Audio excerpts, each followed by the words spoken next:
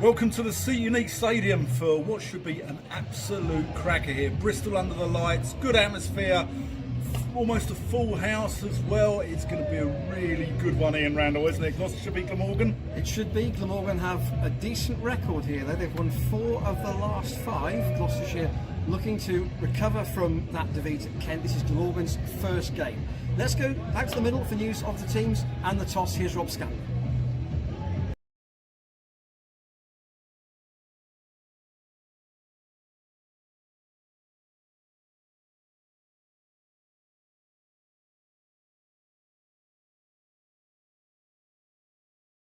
Taking on Glamorgan in the Vitality Blast South Group. Blast off is at 6:30. The toss is imminent in partnership with our coin toss partner, Village Hotels. Captains Kieran Carlson and Jack Taylor are just having a chat with the 2 umpires, Paul Baldwin and Paul Pollard tonight. Welcome to our match referee, Wayne Noon, and our scorers from Gloucestershire, Adrian Bull, and from Glamorgan, Mike Turner. Pitch looking in very good condition. A tinge of green, outfield's very short, looks like it's going to be a fast, high-scoring game tonight. Lots still heading in. You can tag us on social media at Gloss Cricket using the hashtag #GoGloss. If you're celebrating with us tonight, an anniversary, a birthday, or it's your first match, we'll endeavour to give you a shout out. A reminder to stay hydrated with us tonight. Apply sunscreen. It is warm this evening. Free sunscreen available for you around the ground. And all of our bars are open with a wide selection of alcoholic and non-alcoholic drinks. See a nice queue at the ice cream stall as well, doing brisk business. So blast off in just 24 minutes' time. We'll be hearing from the two captains very shortly to see what they've decided to do. This is Glamorgan's first T20 Blast match of the summer. Gloucestershire looking to make amends for the defeat against Kent in midweek. Here we go then. Jack Taylor has the coin. Heads is the call. Heads it is. So Glamorgan have won the toss. So if I can ask Kieran Carlson, the Glamorgan captain, in. Kieran, good to see you. You've won the toss. Done the first bit right. What have you decided to do? Decided to have a bowl. I guess first game of the season for us. Statistically, I think here bowling first is with its best chance, and yeah, we fancy a chase tonight. So. How's your team news looking? Yeah, so we got a debutant, Ben Kellaway, who's done really well for the second team past couple of weeks. So he's making his debut tonight, which we're all very excited about. And then Rory Smith comes in for Michael Nessa, who's unfortunately away with the Australia duties. Go well tonight. Thanks for your time. Thank you. Cheers. Jack Taylor, Gloucestershire captain. Good to see you again, mate. So lost the toss, but setting a target like you tried to do the other night. What needs to go right for you tonight that didn't quite go your way the other evening? Just a bit of execution. I think the wicket looks really nice, so I'm not too fussed batting first. We'll put a score on the board and try and squeeze. They've got a debutant in their side. I think you have as well. Yeah, we've got a couple of changes. Ben Charlesworth comes in for his debut, and Graham Van Buren's back for injury. So good to have those boys back. And yeah, like I said, hopefully we can put on a show for our fans tonight. It's a great night for it. Go well tonight. Thank you. Cheers. Jack Taylor, the Gloucestershire captain. So confirmation from the middle that Glamorgan have won the toss and they have elected to field first. Blast off at 6:30. Gloucestershire taking on Glamorgan in the Vitality Blast.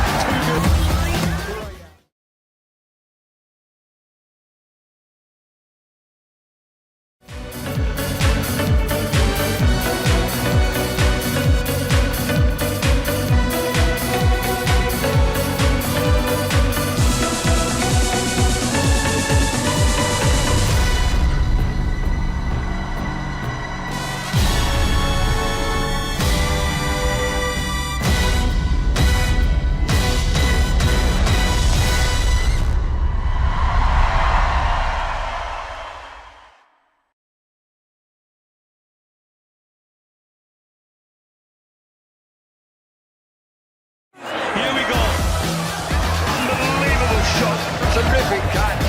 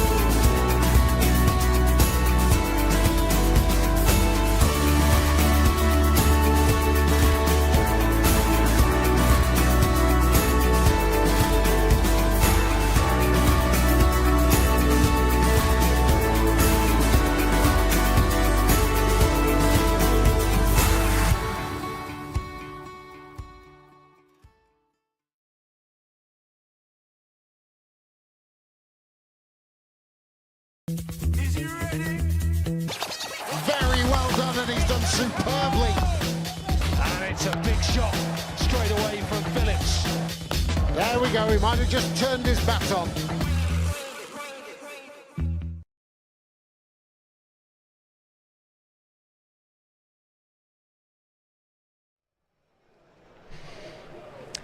That's the scene. Good evening, welcome to the Seat Unique Stadium for the start of the Vitality T20 Blast. So good to have a week where there was never any weather doubt about tonight, or in fact, not much weather doubt about the next week, to be fair.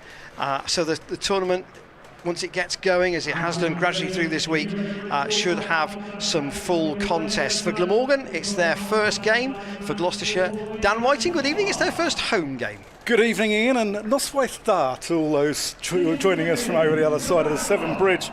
It's fantastic, isn't it? What more do you want? The sun is shining.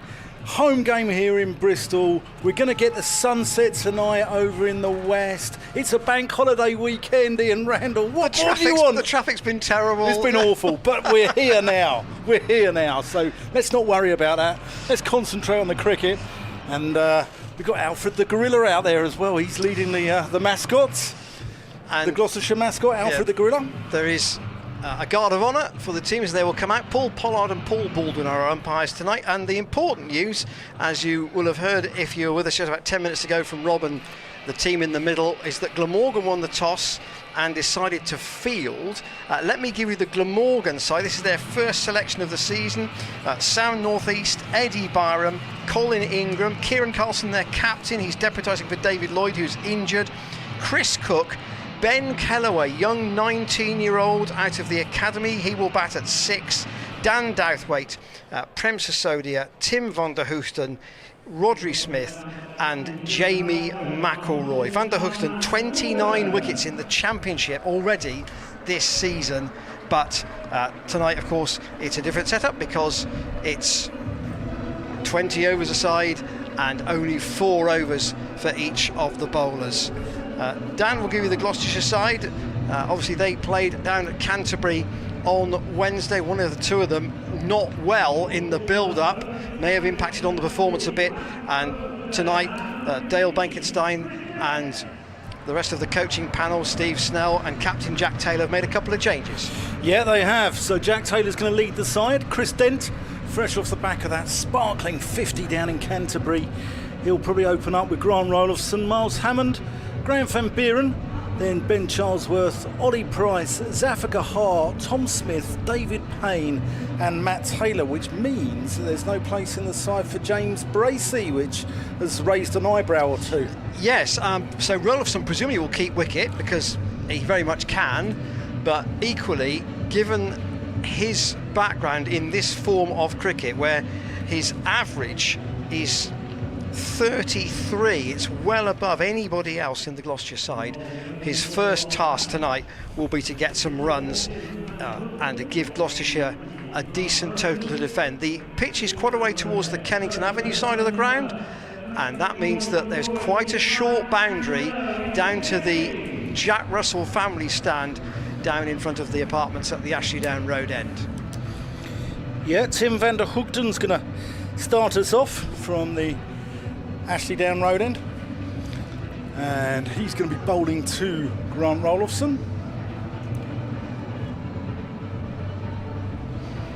One slip in place, Morgan just with a man out at deep square and a man out at deep backward point. So Van der Hoogten, who's had a tremendous start to the season in the Championship, first ball of the home T20, and that's forced out into the offside by Rolofson. It's a sliding stop on the boundary, and they'll come back for two. That boundary's in quite a long way on the main grandstand side of the ground. Power play, first 6 overs, so you can only have 2 men outside the ring. What would you say is what do you want as Jack Taylor as Gloucestershire skipper? What does he want? 45, 50? I think he'd like 60 if he could. You have to get greedy, don't you? You have to get greedy. With a shortish boundary. Rolofson waits for Van der Hoogten. Again, the chop away. They'll look for two once more. They probably won't get it this time. And the field on the bounce. Slung in from out there by Ben Kellaway. He's the young fielder out in the deep. Just asking his skipper where he wants him to go for the left-handed Chris Dent. Didn't make a 50 in the tournament last year, made 4 in 2021, and has started this year with that 55 at Canterbury. Crowd building nicely here. So Van der Hoogten, not a very long run. It's quite short, and again walked into that same position by Dent. There is a player, Sisodia, just almost in the short, fine leg position. We'll see him later, no doubt, with his slow left arm. What you get with Glamorgan is you get, Van der Hoogten will bowl wicket to wicket, Dowswaite will bowl wicket to wicket. Yeah, and they rely, there's not sort of massive pace there, but they rely on, you miss, we hit. Still to slip in this first over. Van der Hoogten close to the stumps, as Dan says. Oh, and a little bit of a leading edge. Just pops up towards Ingram.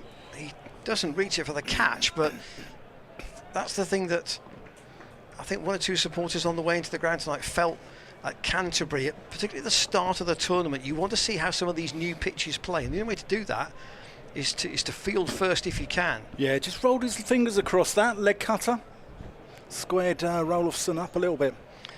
The South African waits again for Van der Hoogten, and this is squeezed away into the leg side. They'll certainly take one. There might be a couple. In fact, it might even go for 4. It will.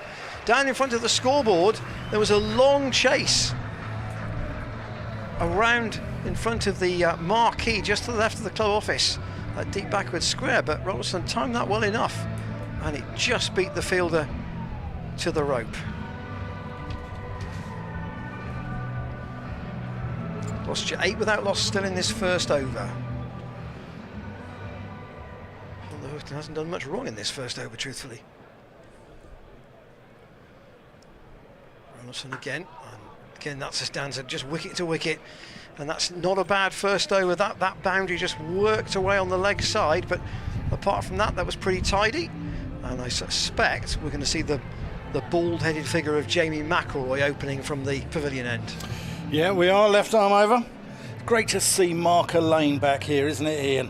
What a record he had at Gloucestershire. He's Glamorgan's split their coaching duties, so Matt Maynard will look after the red ball stuff, whereas Marker Lane will take the white ball stuff, so not only the T20 but the 50 over competition as well, which was in previously called the Royal London Cup. But fantastic to see Mark Lane here, part of that Gloucestershire side that won 6 trophies in 6 years at the end of the 90s, early 2000s, and very much loved. There's even a stand named after him down to our right here. Here's McIlroy in from the pavilion end. That's short. Dent pulls that. Doesn't get all of it. It goes one bounce into the boards for 4 runs. Yeah, McIlroy's not played a lot of T20 previously, so Glamorgan have sort of made a judgment call here with young Kellaway in amongst the batting, and he can bowl as well, and with the relative inexperience in terms of this format of the game of McIlroy. Here he comes over the wicket. Left arm to the left-handed Dent. That's gone up in the air. That could well be out. No, it's just gone over the head of mid-off. Dent's going to get a couple. But he was risking that a little bit, wasn't he, Chris Dent? He didn't clear mid-off by much. I think that's Smith on the retreat there. And we were watching the Glamorgan players catching practice before the game started. Ball's coming over the shoulder, caught everyone. That's going to be 4 more to Dent. That's a very short corner of the ground there. I expect to see the crowd peppered in that corner. The seats will be peppered. The marquee down there will be peppered. And please, you know, if you're listening in on one of the earpieces on the ground, do keep your eyes on the ball, especially in that corner, because it's not a big hit. Anyway, Chris Dent, 4 runs. A chat already between skipper Carlson and his bowler. 10 of 3 balls so far. Oh, that's hit the pad. Rolofson's interested. He's halfway down the track, but Dent was never fancied it, did he? No, they've taken Sam Northeast out from slip now, yeah, understandably, and he's in saving this, or trying to save the single on the leg side. In fact, he's probably almost monitoring the single there, to be fair. He's just dropping out a bit further further now. They've got Van der Hoogten, it's a short third man here, and Prem Sisodia on the 45 at a short fine leg. And they put the man back on the leg side. Oh, that's Dent again looking for that leg side boundary. Doesn't pick it up. And the ball crashes into his pads. So we've got a backward point, we've got a cover point, extra cover, mid-off, mid-on, and then we've got a deep backward square where that boundary just went from Dent, and also a deep mid-wicket as well. As I said, welcome if you're listening from the other side of the Severn Bridge. We hope you're enjoying the stream. And that's gone up in the air. That's going to be out. Dent's put that one straight up in the air, and that's caught mid-on. And that is the end of Chris Dent with the score on 18. Fast start, but he was going aerial with every shot there, Dent. And having got a good 50 the other night, he's perished cheaply this evening. Man up mid-on. Once he worked out where the sun was, he just had to set himself, and it didn't look in any way like a chance it was going to be dropped. Yeah, it was a curious innings, wasn't it? Miles Hammond out at number 3. There was some discussion amongst some of the media after the Kent game that Gloucestershire were trying to keep a flexible batting order so that it was right-handers and left-handers almost alternately. So Hammond coming in at 3 as a left-hander. If Rolofson was out, they would try and put a right-hander in with him. So that might mean Ollie Price, for example, at 4. Van Buren might be at 4. It depends. Depends who's out. Depends who's out. But I'm sure there's flexibility there. That's the end of the second over as well. So a successful over for McIlroy. And here is Van der Hoogten to bowl his second over again to Rolofson. He goes chasing that. They've left the slip in for Van der Hoogten. Northeast is back in there. And that goes through to keeper Chris Cook. Some element of doubt about whether he would be fit to play, but he is. Very experienced now, 36. Been a really good servant to Glamorgan. Yeah, been there since 2011. He's a dangerous customer at the top of the order as well, isn't he? He's a hard hitter. Bright sunshine here in Bristol as Van der Hoogten's got him. Rolofsson goes. You can hear the nick. And a successful start this for Glamorgan. Both Gloucestershire's 2 openers have gone. And Rolofsson with a routine edge, you might say. Van der Hoogten just a little bit wider of the crease. He tried to play that deft dab and an easy catch for Cook. And it's 18 for 2. And both the top 2 gone, and a bit of reacclimatising and rebalancing to do now for the middle order. Yeah, it was strange innings, strange start to the game. Gloucestershire the other day bowled out for, I think it was just 16 overs, wasn't it? 16.3. 16.3. And really, you know, if you don't bat your 20 overs, it's criminal, really, isn't it? It really is. You've got to bat your 20 overs, because even in those last 3.5 overs, you can pick up, you know, an extra, even if it's 15 runs, you know, can be the difference between winning and losing the game. And here is Ollie Price at number 4, as we thought he might be. This is where he batted on Wednesday, but again, it's the right-hand, left-hand combination with him and Hammond. But he's going to face and punches that up to Carlson, just to confirm that it was Colin Ingram who took the catch to get rid of Chris Dent.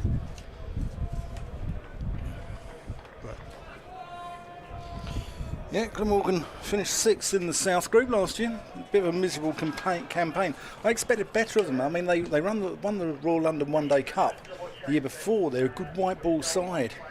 Yeah, they've not had a great run in this tournament for a while. Van der Hoogten in, pleasantly punched down the ground by Price, but straight to Carlson.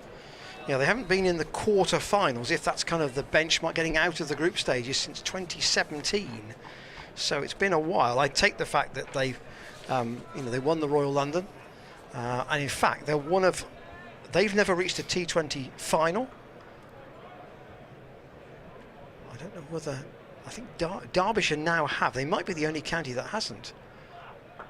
Crashed away by Price. Didn't time it though, and fielded at point. Good first 5 balls here from Van der Hoogten. Yeah, Kellaway looks like he's built like a pipe cleaner, the young academy all-rounder. He's in at point at the moment. Very, very slim. Gloucester staying close to the stumps, pitches it up. Can't beat the field, Ollie Price. Great over. That's a great over from Van der Hoogten. That's a maiden, a wicket maiden, in fact, of Van der Hoogten. And it's 18 for 2 Gloucestershire after 3 overs. Yeah, that's priceless in the power play, especially. Van der Hoogten is, despite his Dutch name, he was brought up in Sydney, 33 years old, and speaks very little Dutch, despite playing for the national side. He's been around since 2016. He's also got 100 contracts for Trent Rockets, Birmingham Phoenix. He's played 40 T20 internationals for the Netherlands. But he came through grade cricket in Sydney, where he went to, we think it's St Pius X College there, but it could be St Pius X. Here's McElroy. That's got to be close. That's gone. Hammond's gone. LBW. Glamorgan are on fire here. 3 wickets have fallen for no runs. It's on the back leg as well. That's why umpire Baldwin has said that Miles Hammond has got to go. You look close. It's got past the front pad, and now does have another bench. look at this. Jack Taylor coming in at number 5 in the 4th over. Well, he's certainly got plenty of time here, Jack Taylor, but he would not want to be in this early, that's for sure. Yeah, needs a captain's innings. McElroy's on a hat-trick. So Dent, the last ball of his first over, caught by Ingram at mid-on. Now Hammond LBW, and now the Gloucestershire white ball captain Jack Taylor in at number 5. And the concept of picking an extra batsman in Ben Charlesworth might be prudent. Yeah, without a doubt. Skipper's innings needed here. because Gloucestershire, you know, we spoke before the game. It was social media wasn't great, was it, after that defeat at Kent? Here's McElroy on a hat-trick. And that's pulled and just goes out to mid-on. This wicket might be a little slow, actually. People don't seem to be timing it that well. And that comes back to... Let's have a look at this Miles Hammond LBW. If you bear with us at home whilst watching it, here we go.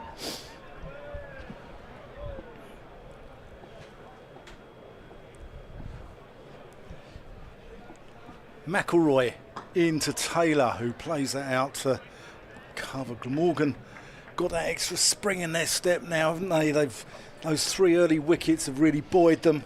And you made the point, Dan, about Mark Alleyne being the white ball coach at Glamorgan, and I know that he hasn't been involved in a county setup for, he said 15 years, but he would know all about this ground and the pitches for that matter. Certainly would. McElroy into Taylor, who works that one nicely through the gap at mid-wicket, sort of wide min on. It's a long chase down there, and you're going to get a couple for it. Moves the score on to 20 for 3. Ollie Price yet to score. Taylor's on 2. Look, there's the people enjoying the sun. Look at that. Hope they're enjoying the cricket too, but I suspect if they're a Gloucestershire supporter, they might be a bit edgy. McElroy past the umpire. Taylor smashes that one to mid-off, but can't pierce the field. And those 2 wickets will have helped McElroy as well, having had a bit of treatment in that first over. Gloucestershire have no choice here but to just recalibrate the innings a bit. 3 down. Beautiful use of the English language there, Ian. Beautiful. That's short and wide, and Taylor pulls that one fine. That's going to be 4 runs to the Gloucestershire skipper. And that was help yourself, really, wasn't it? Not bowling to his field there. He's got all the men set on the offside, and he's bowled it short outside the leg stump, and Taylor just helps it on its way. So that takes it on to 24 for 3. Now this is, to me, this is a big call. Van der Hoogten is going to bowl his 3rd of a possible 4. Now I wonder if Glamorgan think that if they bowl him straight through here, if they get 1 more wicket in this power play, it would really give them a grip on the game. So Van der Hoogten, the 5th over, Ollie Price has got that past the man at mid-on. It'll go up to the very short boundary up at the Ashley Down Road end for 4. It's a lovely shot, wasn't it? He's a good-looking player, isn't he, Ollie Price? He's good to watch. Yes, he got some runs in the Royal London last year. Hasn't played, though, in the T20 against another county side until Wednesday night. Here he is again, straight to Carlson this time. Oh, he's gone past him. He didn't, and that's going to be 4. That's a dreadful piece of fielding from the skipper. And he's going to get some stick for that. To be fair, it might have bounced off an old wicket end in front of him, but you'd still expect him to stop that, and Ollie Price has picked up a 2nd boundary in this over. He did apologise for it. Amazing what 2 weeks dry weather can do to the outfield. 32 for 3, Van der Hoogten to Price once more. He'll get that past the first fielder, but not Carlson, who gets a fair bit of ironic treatment from the crowd for a tumbling stop. He's going to get that all night now. Saying that, we go to Cardiff, it's even worse over there, isn't it? It really is. Yes, Ollie Price in the Royal London last year averaged 30. So he's not a complete stranger to white ball cricket. This fella certainly isn't. On the Hoofton to Jack Taylor. Oh, it's up in the air. Now, where's that gone? Can Byram reach that? The answer is no, and it may just... Oh, it's just gone for 6. Right by the advertising boards. That was a tight call, and on any other boundary, that might well have been 2 bounces 4. But it's a short hit to that side of the ground, and Taylor just about managed it. First maximum for him. Quickly on to 12. Van der Hoofden, Taylor again. Straight this time to Rory Smith, who's the fielder without a shirt number. Strange to see him in the squad and then in the team. He was released by Glamorgan at the end of last summer and then re-signed earlier this week for the opening stage of the tournament.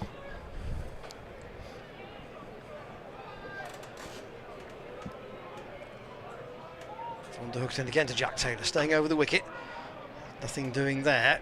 Punched out on the offside. So 39 for 3 off 5. Gloucestershire 1 over left in the power play. Van der Hoofden has 1 for 23 from 3 overs. That's pretty good at this stage.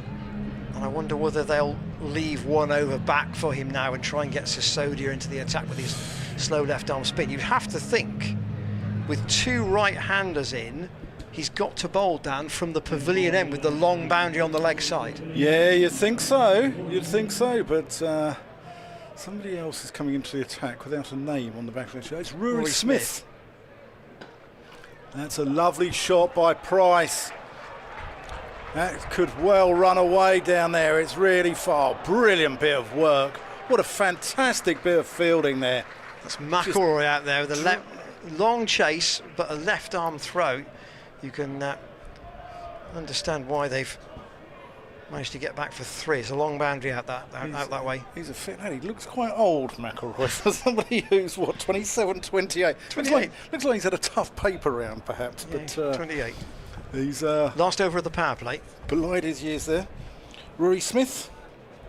McElroy 2 overs, 2 for 16. He'll know Bristol. Did a maths degree here. And that's worked there. Just the one for Jack Taylor, worked into the onside. Yeah, he did a maths degree here. He born in Glasgow, English father, Irish mother, moved to Cardiff, came through St Fagans Cricket Club, which is a lovely part of the world up there, St Fagans. You've got a Welsh National Museum up there as well, haven't you? And went to Llandaff Cathedral School. But yeah, he did his maths degree here. Let's see if you can work out the angles of this Bristol ground. Is that short and wide outside the off stump? So at the moment, I don't think Glamorgan have given away any wides. In fact, I'm sure they haven't. There's not been a single extra. No. It's so again, disciplined bowling is important. You can't afford to ship a dozen runs in wides and no balls in this format of the game.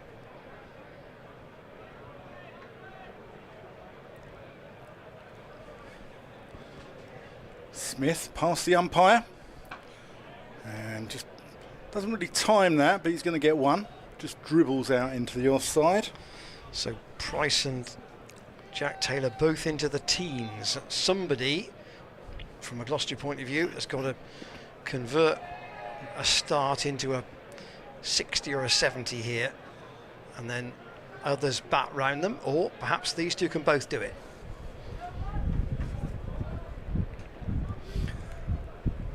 Here's Smith.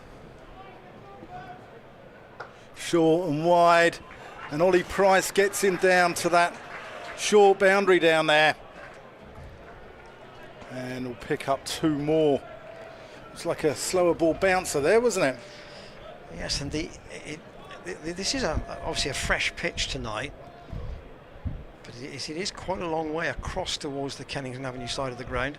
It is possible to run a 2, as Glamorgan have just proved, but equally it doesn't take much to flick it over the rope. Smith in. Jack Taylor wants that. There's probably 1 there, actually. Price didn't fancy it, and there's no need to take risks. That's the end of the power play. 46 for 3. Yes, I said 60, Dan. You said 45. I think 45 for 1 would have been all right, but if you had, it's the add 2 wicket scenario that's the issue for Gloucestershire. Ben Charlesworth probably in at number 6. Graham Van Buren, Zafar Gahar. So still certainly 3 members of the side who certainly know how to hold a bat. And we're going to see Dan Douthwaite replace Van der Hoogten at this Ashley Down Road end. Yeah, Douthwaite, Cardiff MCCU student, signed by Matthew Maynard a couple of years ago. He's a Surrey lad actually, went to Reeds College in Cobham, same as Richard Gilliatt, remember him, the old Hampshire guy? Keith Medleycock and actor Tom Hardy. But his band of brothers are his Glamorgan teammates now. Right arm, brisk medium, no more than that for Douthwaite, and Ollie Price chops him away into the offside, and they'll just pick up one. So now that the power play is over, Glamorgan can afford to go a little bit more defensive. They've got a man out on the cover boundary, who is young Callaway. They've got a deep third man and 2 out on the leg side for Jack Taylor. Douthwaite to bowl to him. Again, that's pretty straight wicket to wicket. Douthwaite will do that all day long. They don't want to give, from a Glamorgan perspective, they won't want to give Jack Taylor any room to swing his arms. And sometimes before, we've seen Gloucestershire in positions like this where they appear to be kind of backs to the wall a bit. But you get to 15 overs and one of these two is still in, then they can try and press the accelerator pedal. Douthwaite to Price, that's a swish outside the off stump, not given as a wide. It's quite a good carry in this wicket. Douthwaite was like a child prodigy, wasn't he? He got the fastest ever 100 in schools cricket when he was 15 years old, and he's a good sort of solid county pro, isn't he? Yeah, 26 now, so been around a bit. Ollie Price waits for him, and again that's straight, but straight to Ingram, who has missed the stumps with his throw at the bowler's end. I think Price was gone there with a direct hit. Probably a foot wider than stumps closest to your picture. 49 for 3 in the 7th, so going at 7 at the moment.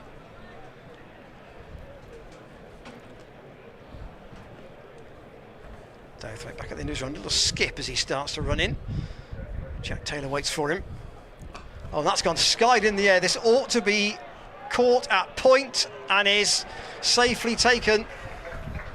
And Jack Taylor goes, and a wicket in his first over for Douthwaite. And Glamorgan making deep inroads into this Gloucestershire batting. Taylor looking to target the short boundary, caught by Sam Northeast.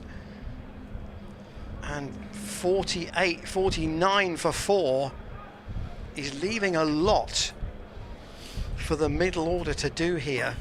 Yeah, we spoke about the slow wicket there, and when people have tried to play shots, the ball's just gone aerial straight away, hasn't it? So here is the example of why you might want Ben Charlesworth, who's never played a county T20, to be in the team at number 6. He's a proper batsman. He's not a hitter.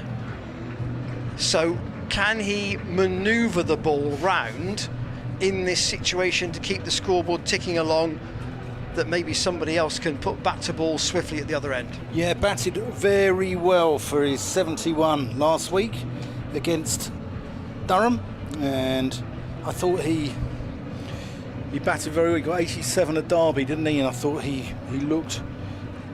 They're both very patient innings on green tops, yeah. So different scenario here. Yeah. The challenge here will not be to leave, as he would do in the Championship. Douthwaite around the wicket, and just plays that quietly out on the onside. He only had one ball at the end of that over. I just wanted to field bat on ball. So 2 comparatively young men out there. Charlesworth 22, Ollie Price 21. Yeah, and between them, they'd never played a T20 county game until Wednesday of this week. No, 2 Oxfordshire lads as well. Charlesworth from Abingdon, and Price from Great and Little Chew Cricket Club, which is also the home of the Taylor brothers. So Rory Smith, 1 over for 7. Yeah, we're going to see Prem Sisodia. And we're now going to see Sisodia, and that it makes sense with the 2 right. Oh, actually, he's got a left-hander to bowl at now, but he's got Price initially. Here he comes, slow left arm around the wicket. And Price plays him nicely through the covers, and that's gone so nicely that it's actually gone for 4. The man on the boundary there can't stop it. Eddie Byram's not had a very happy time out there so far tonight, and I know that one or two of the areas of the outfield look very dry and a bit bumpy in front of him, but he hasn't looked the greatest fielder. It's gone from the sublime to the ridiculous here at Bristol, hasn't it? We had a game called off all 4 days a month to go against Yorkshire, and now it's in a way gone too dry. But anyway, here's Sisodia through to Price, and that's come off his pad. I don't know if that's a mis-stumping there by Cook. I thought it had bowled him initially. I thought it bowled him. We're looking from the Ashley Down Road end, so we're looking from behind the keeper. Here's Sisodia through to him. That's again Cook's quick whipping the bails off there for the stumping, but not given. Sisodia, it's his 34th T20 game for Glamorgan, yet he's played just 4 first-class games. He's what's called a white ball specialist. And Price has got hold of that one. That could well go. No, that's a fantastic piece of work out on the boundary. Keeps it down to 1. I think that's McElroy out there. Superb bit of work. I think I've been a bit harsh on him, Ian, about his looking not like a young man. He's been mustard in the field. And 2 wickets as well. Yeah. Sisodia is going to stay around the wicket to Charlesworth, who reverse sweeps, and that's gone through McElroy, having just sung his praises. That one goes through his legs. That's the 3rd bit of shoddy fielding from Glamorgan there, and although they've been in the ascendancy, it could have been a lot worse for Gloucestershire. It could have been 45 for 4 at this point. As it is, it's 56 for 4. Charlesworth moves his feet, plays that one elegantly as he does through mid-wicket. That's the end of the over. 57 for 4. Ollie Price is on to 20. Ben Charlesworth on 3. Still going along at more than 7, but it's the wickets column that is the challenge for these two. Ollie Price has got 20 and 3 to Ben Charlesworth. Douthwaite, I think, is going to stay around the wicket to the left-handed Charlesworth. At least, he hasn't been selected today, having not got a lot of time in the middle in the red ball game, and it's a different format, but that time in the middle ought to be invaluable. And he squeezed that away on the offside. Now again, Byram's on the chase. He will stop this though. It's not moving at any great pace out towards deep point in front of the second big electronic scoreboard, and they'll come back for 2. Bristol looks an absolute picture here tonight. Look at the crowd enjoying it, having a few drinks. Bank holiday weekend, Ian Randall. Cricket's on. What more can you want out of life, eh? Well, certainly it's great to have the security of good weather for this game and for most of the next week. Dot ball again. Charlesworth can't get Douthwaite away, so Glamorgan again have got just 1 man out on the leg side, almost at deep square. They've still got a fine leg. They've got a 3rd man for the little dab, and a man at a squarish cover on the boundary as well. Douthwaite around the wicket to Charlesworth, tries to use his feet, makes room and finds the boundary through extra cover for 4. Yeah, adroit, clever cricket there from Charlesworth. Goes outside leg stump and plays that one inside out to find the gap there through the covers. I'd say Douthwaite would be not of a pace where you can't manoeuvre him round. It's a question of having the confidence and the trust in the bounce of the pitch to do so. Douthwaite past umpire Pollard. That's short, but Charlesworth backs away and doesn't get anything on. It's taken by Chris Cook. Still no wides, Ian. That'll be really pleased Mark Elaine, that. Lost your men out. Dent for 11, Rolofsson for 7, Hammond first ball without scoring, and Jack Taylor for 16. Wickets falling at 18, 18, 18 and 49. Dowthwaite with 3 men saving 1 on the offside. Tries to cramp Charlesworth. He hasn't quite managed it. He's got 1. Will they take 1 on the throw? No, they won't. And quite right too, because it's right by the bails on the bounce for Van der Hoofden down there. Great bit of work. Good return again. Glamorgan's fielding's either been brilliant or absolutely awful. There's been no sort of in between, has there? And that you can bet your last pound that Mark Elaine will say, you know, we can save 15 runs if you field well. Possibly more than that. Van der Hoofden to Ollie Price. Again, that's worked into the leg side by the right-hander. They'll take 1. Byram's throw on its way quickly though, and they'll have to settle for 1. So 65 for 4 after 9. Run rate still not too bad. So if these two can keep together for another, say, 4, 5, 6 overs, get to 15 overs perhaps? Maybe. Yeah, see it up to sort of 14, 15, something like that. And then they've still got Van Buren and Zafar behind. Zafar can these two. Zafar can give it a whack, can't he? This over to get to halfway. Sisodia. And Price reverse sweeps. He's going to get 4 runs. That's intelligent cricket there from Ollie Price. Just about complete a dual languages degree, showing his brains there as well on the cricket pitch. And looked really confident playing that shot as well. Certainly did, didn't he? Certainly did.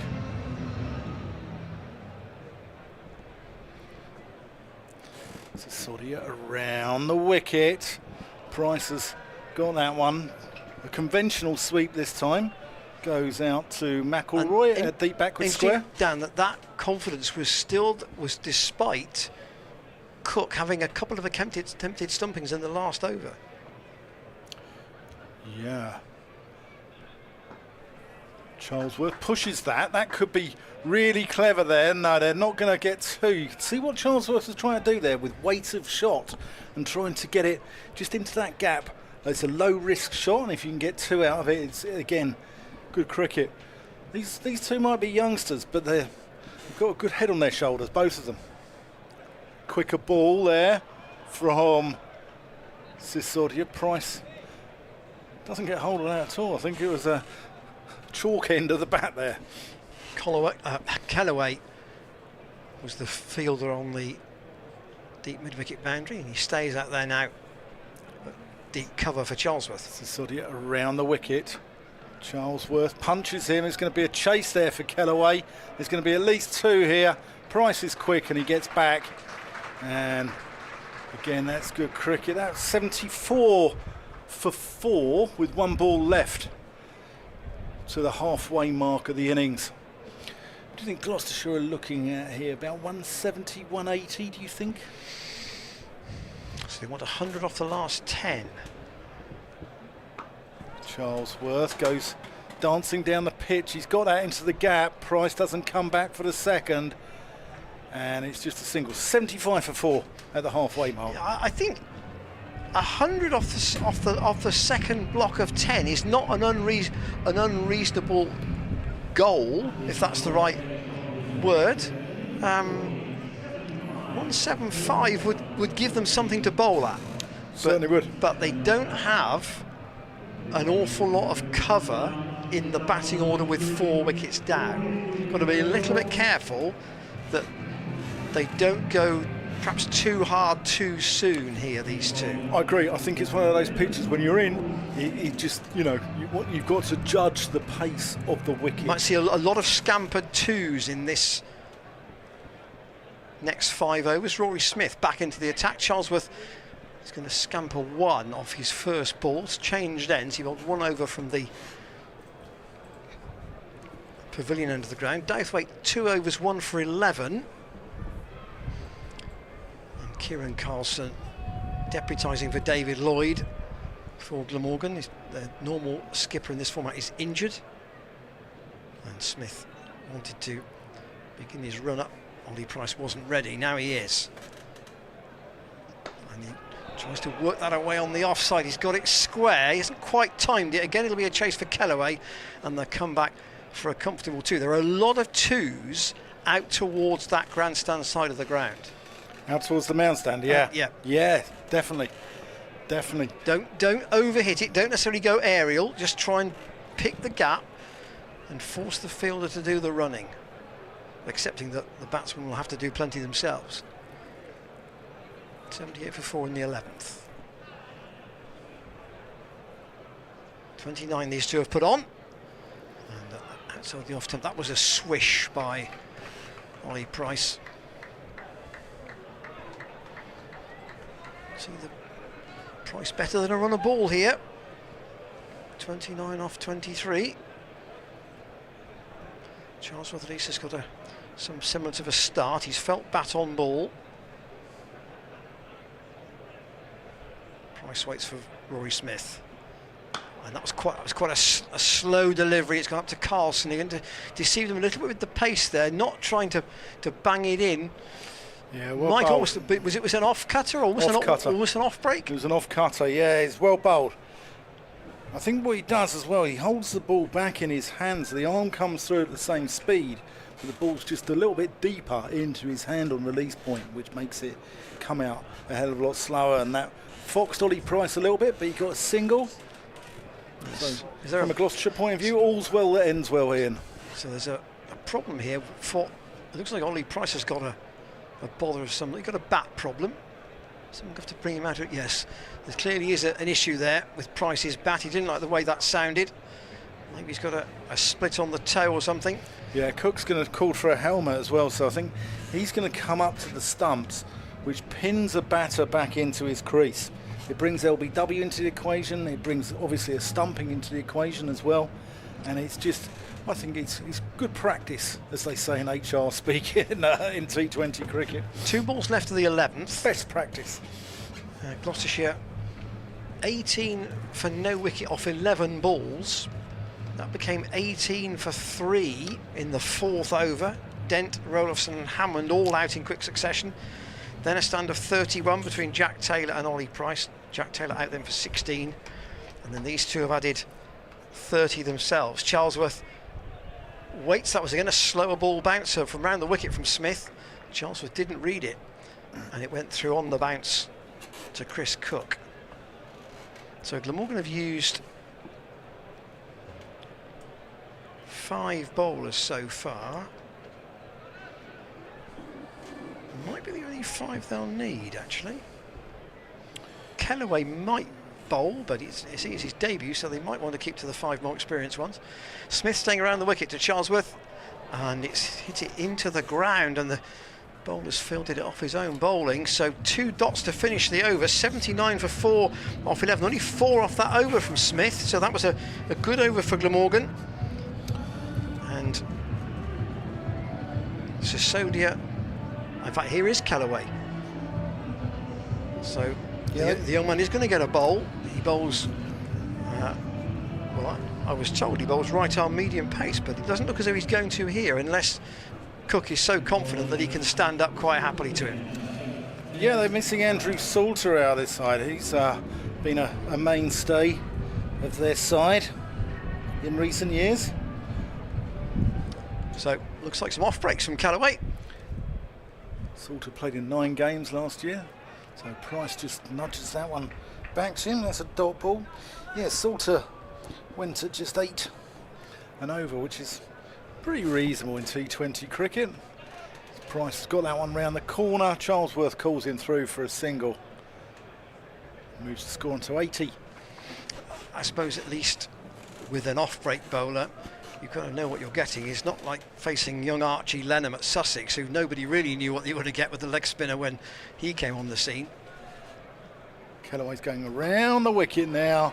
Charlesworth's gone over the top of cover, and it goes a couple of bounces. And again, that's good cricket. He's gone after the young spinner early and put the pressure back onto him. And there's a big gap. You can't cover all the spaces on that main stand side of the ground. There's a lot of mind games in cricket, and he's taken the game to the youngster. Let's see how he responds. And that's big appeal for LBW. I don't think Cook was interested. Kellaway was going to get through for a leg bye. First extra of the innings in the 12th over.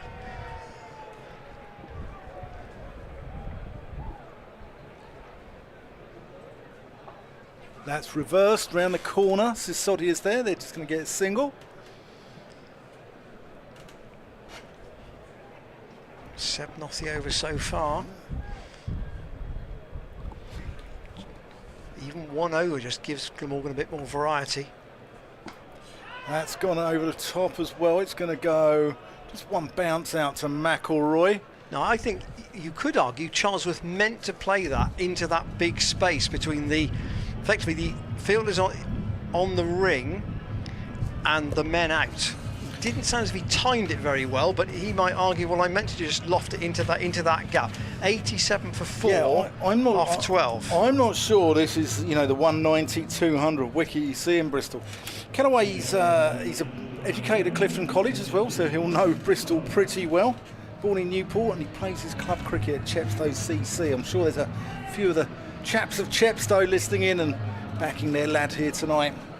So Sisodia, 2 overs for 18. He's going to change ends and bowl from the Ashley Down Road end to the left-handed Charlesworth. Cook is just helping Colson with some field placing here.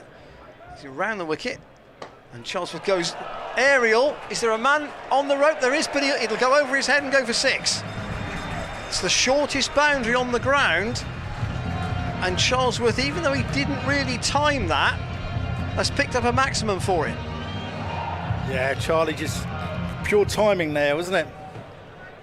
There's a man on the rope there.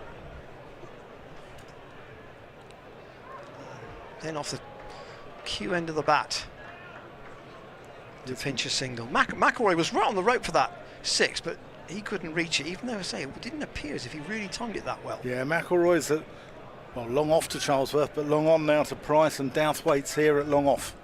They should be targeting that short boundary. Sisodia in. Price tries to, and he's going to get 4 between McElroy and Eddie Byram out at deep mid-wicket, straightish deep mid-wicket.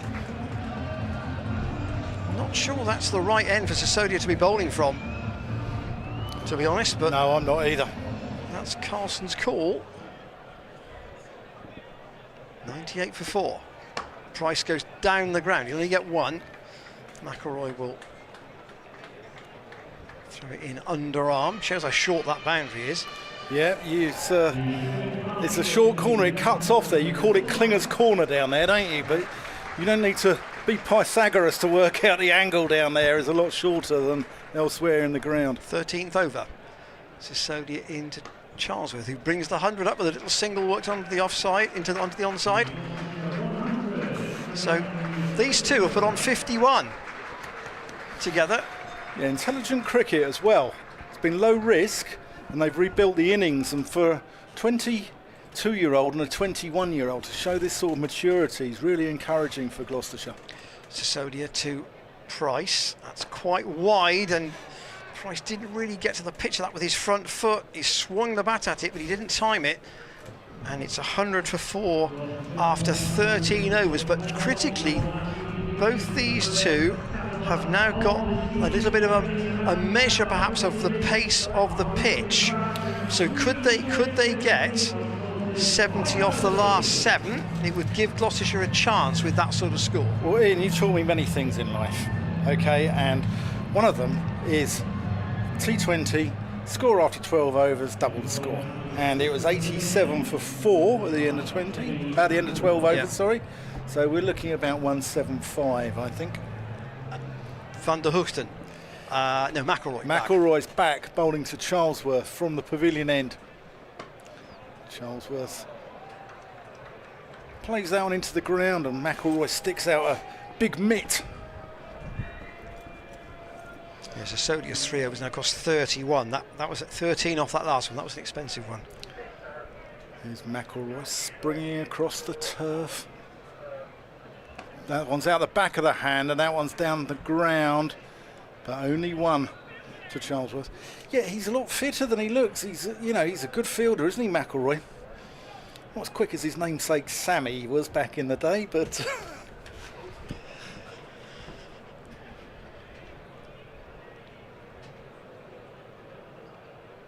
here he comes. He's going to go around the wicket. No, it's a dead ball.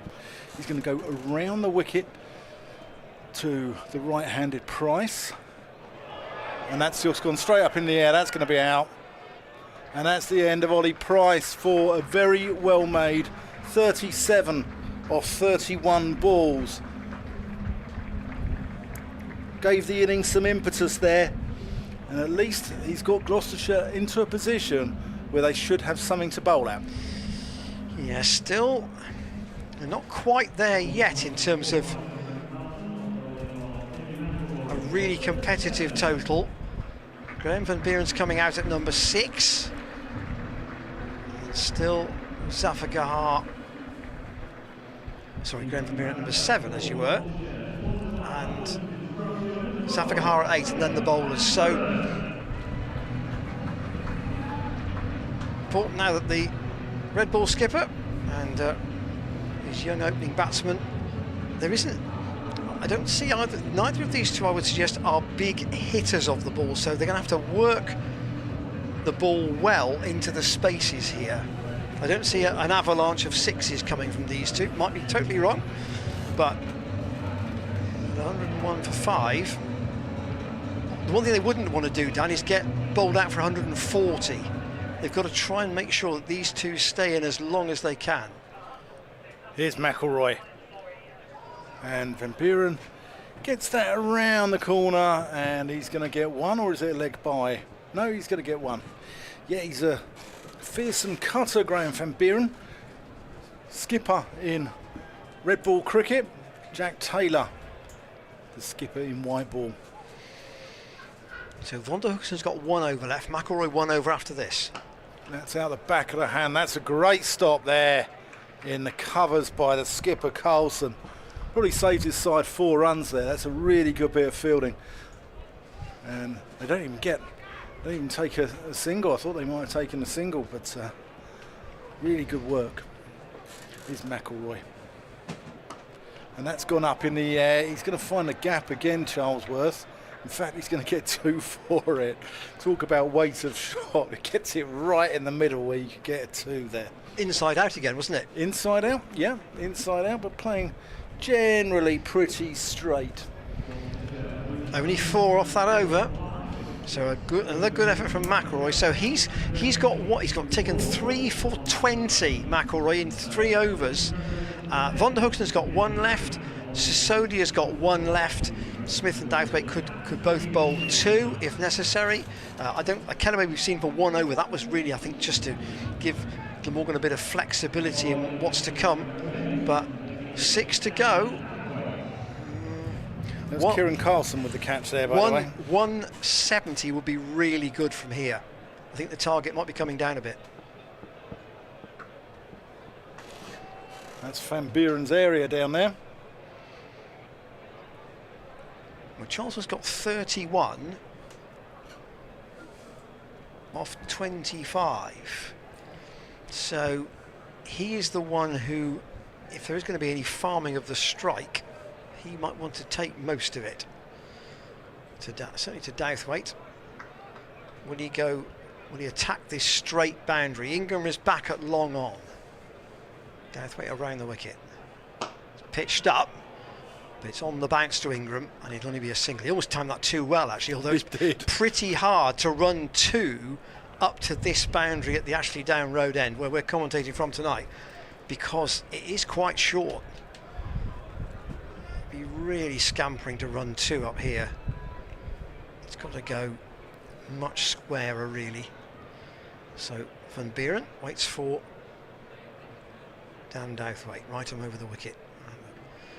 Outside the off stump, not given as a wide. Still, in this innings, only 1 leg by, not off the bat. So Gloucestershire got to be really tight with their bowling. Nothing loose. Douthwaite, that little skip at the start of his run. Again, wicket to wicket. Van Buren will want 2, but he'll only get 1 as he works that out into the leg side, onto the Kennington Avenue side of the ground. Van Buren missed the game against Durham with a hamstring strain. So it's interesting to see, you know, how much he wants to test that, really. We had him on the stream and he said 2 weeks. And that was only 8 days ago. So the fact he's out there tonight is something of a surprise. It's a Lazarus-like recovery, isn't it? Charlesworth waits for Douthwaite. Oh, he's tried to pull that to deep square. He's got very little on it and it's gone right up in the air, adjacent to his off stump, and just dropped. These next 5 overs will be game defining. I think if Gloucestershire end up on 140, 145, 150, it won't be enough. They have to get 160 minimum. Feels short. Yeah, they have to get 160 minimum. Probably Charlesworth knows that. Again, it's short, pulled into the leg side. Chase for Smith, and it's going to go for 4. Had to gamble a bit there. Got enough on it, and the fielder away at deep mid-wicket. Kellaway it was on the chase, couldn't hold it in, and a vital boundary at the end of that over.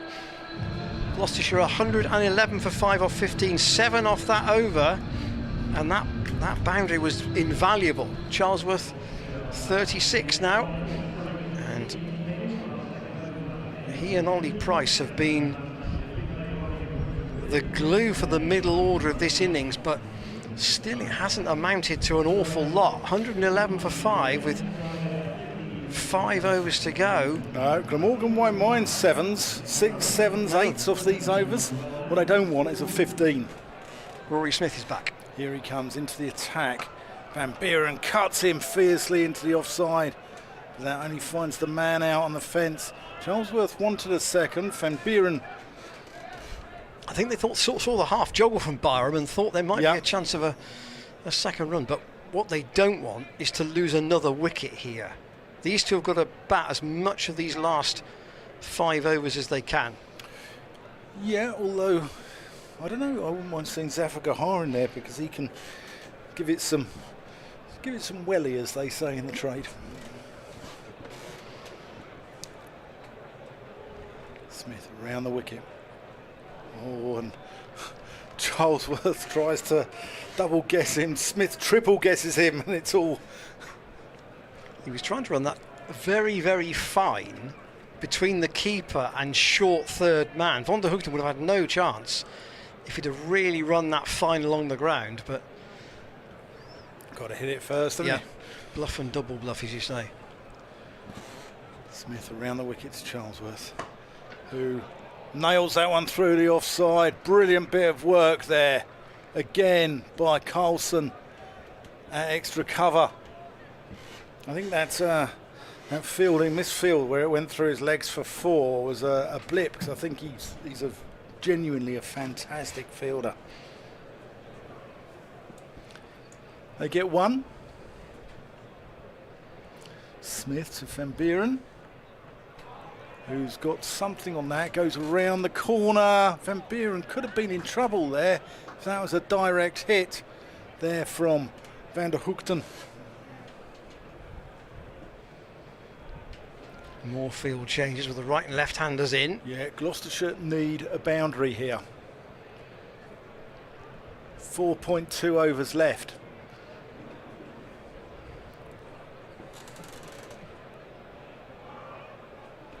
And that's wide of the off stump and not given there by the umpire, much to the chagrin of the patients downstairs. Let's have another look at this. Here we go. That's outside the tram lines. I know they're only there as a guidance, and it's in the normal stance of the batter. Charlesworth gets hold of that one. He's going to get 4 runs there. And that goes away. That's 118. But again, only 7 off the over. Glamorgan won't mind that. Charlesworth now the highest scorer in the innings, 41. He has, and he's done it largely. He's played a few inside-out shots, but he's not slogged, if that makes sense. He's not tried to hit the cover off everything. He's had a fantastic season, but apart from the first baller he got against Durham in the second innings, where he got caught by bedding off Matty Potts. But I think he's been really good, and I think he's technically correct, and he's very easy on the eye. 4 fours and a 6 so far for him. Van der Hoogten to bowl his last over, and the 17th in all. It's a full toss down the ground from Van Beeren. Jamie McElroy is at long on, and they'll take only 1. So Van der Hoogten 1 for 23 at the start of this over.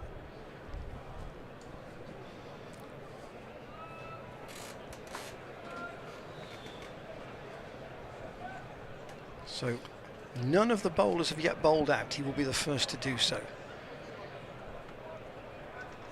Around the wicket now to Charlesworth. Now that is down the leg side, and that will be possibly 4 byes or possibly 4 wides. 4 off the bat. Says flick the glove. Umpire Pollard.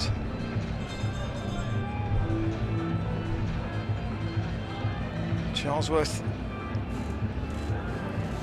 I probably wouldn't say it's the most aesthetically pleasing innings he's ever played, but it's been very valuable in what is quite a modest score at the moment. Chance to still improve it if he can stick around. Well, that's gone high in the air. Now, whose is that? It should be Byram's, and he spilled it. He's had a terrible evening in the field, and that's one that you would expect any first-class cricketer to take 99 times out of 100, and he's spilled it. Charlesworth survives. He goes to 46. Yeah, it wasn't out of the sun either. So it's the other way. He was back to the sun. Charlesworth lives to fight another day. Van der Hoogten now to Van Beeren. He's got that off the middle of the bat, and that's beaten Byram as well, and that's gone for 4. That's rubbing salt into the wound there with an extra sprinkling of vinegar, I think, Ian Randall. Yeah, that was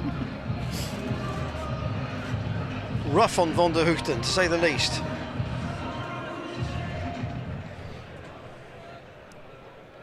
This is his last over. Van Beeren now into double figures.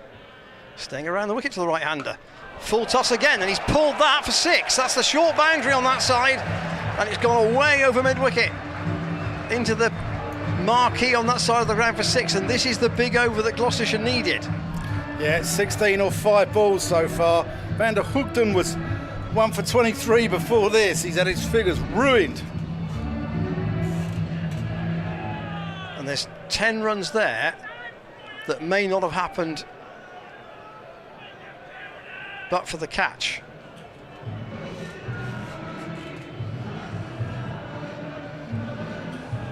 Van der Hoogten coming back over. Just really stayed around the wicket to the right-hander, just trying to But Gloucestershire needed cramp him this. up. But, you know, when the last sort of 4 or 5 overs can go, it can also affect the batting side. It can do them in the head a little bit, you know? Still 3 overs after this.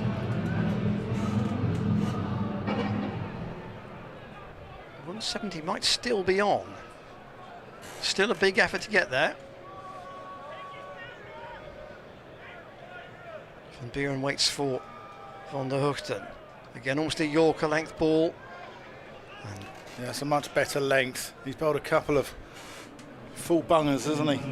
so that 1 for 39 then for Van der Hoogten at the end of his stint. Well, that was a big over for Gloucestershire.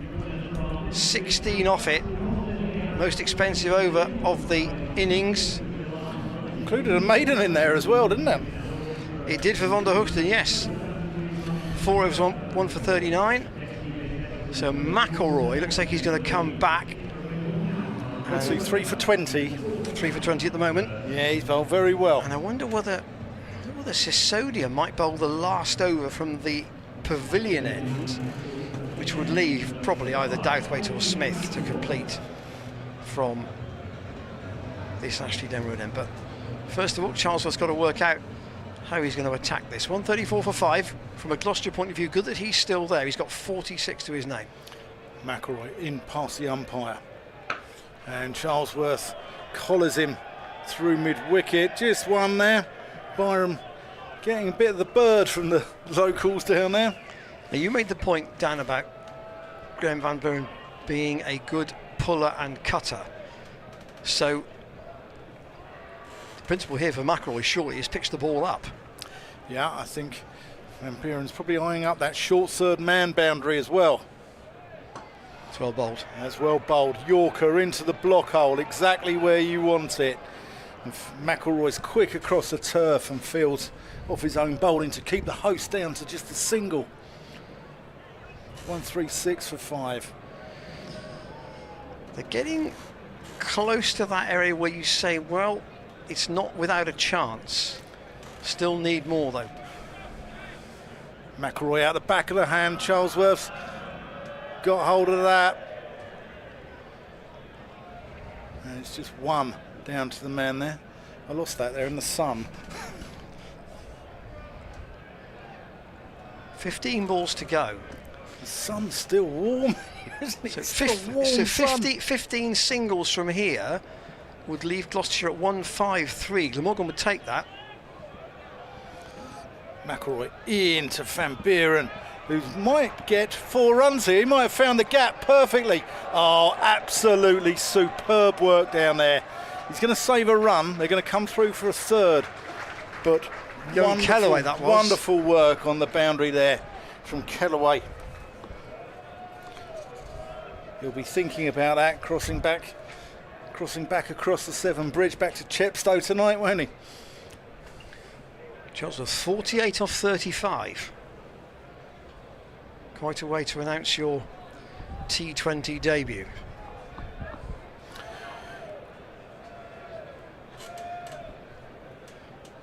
Gloucestershire will have to bowl well, and they'll also want to see the back of Sam Northeast. 510 runs in the blast last year.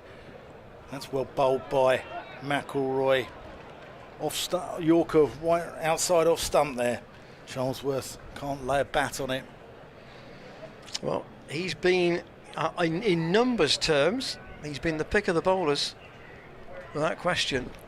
I think he's been fantastic. He's a good fielder. He looks 3 for 27 with 1 ball to go. Yeah, he looks a really good player. Charlesworth's nailed that one straight through point, and Kellaway can't cut that one off. And Charlesworth gets a boundary, and that is his 50 off just 37 balls. Well batted, Ben Charlesworth. Well, he survived the chance on 45, but he's done really well to give this innings a bit of ballast. Coming in at number 6, exactly why sometimes it's worth having what you might feel is a more orthodox player down the order.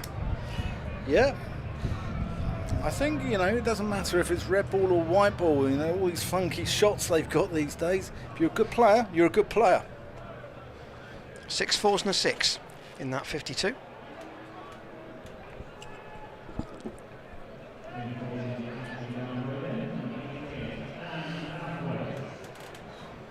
I think if you get north of 160 from here, you'd say that's not a bad recovery from 18 for 3. I think you've got a chance with the slowness of the wicket, because I think when you play shots, the ball goes up in the air.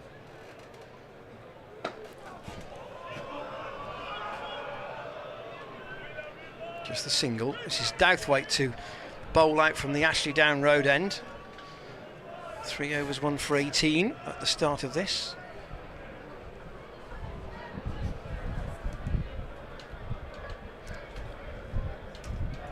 So Charlesworth now again looking at where he might be able to perhaps play that inside out shot again into over the upring of the fielders on the offside.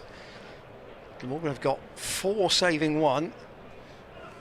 So Douthwaite's going to try and fire it in his leg stump, I would have thought. Yes, he does. And Charlesworth has still squeezed it away by backing away, and he's got 4 out towards backward point. Had no right to do that really, but that's the improvisation of T20 cricket for you. Douthwaite tried to follow him with a ball outside the leg stump, and he still managed to back away and pierce the gap in the offside. Oh, he's got quick feet, hasn't he? He's like Michael Flatley in Riverdance there, Ian. Johnsworth to 56. Douthwaite staying around the wicket. That's pitched up, that's pulled away into the leg side, and in fact the catch has been taken. Caught and bowled.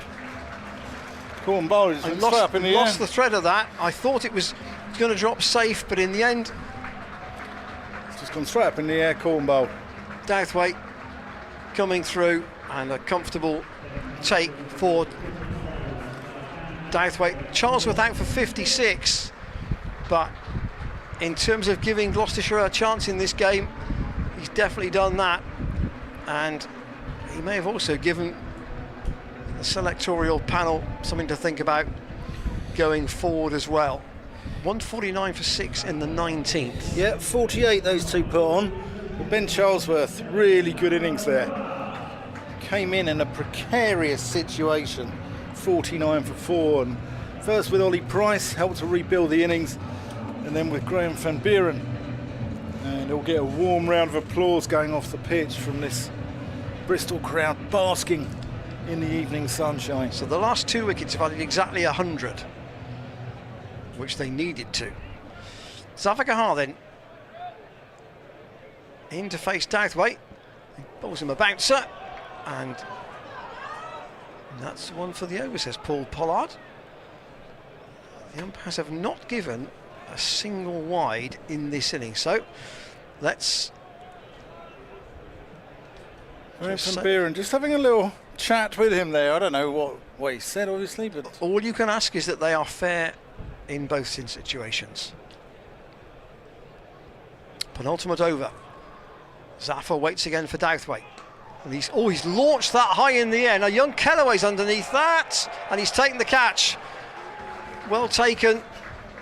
So Zafar Gahar goes for a duck. It's a second wicket for Douthwaite in the over. Rory Smith, in fact, with the catch.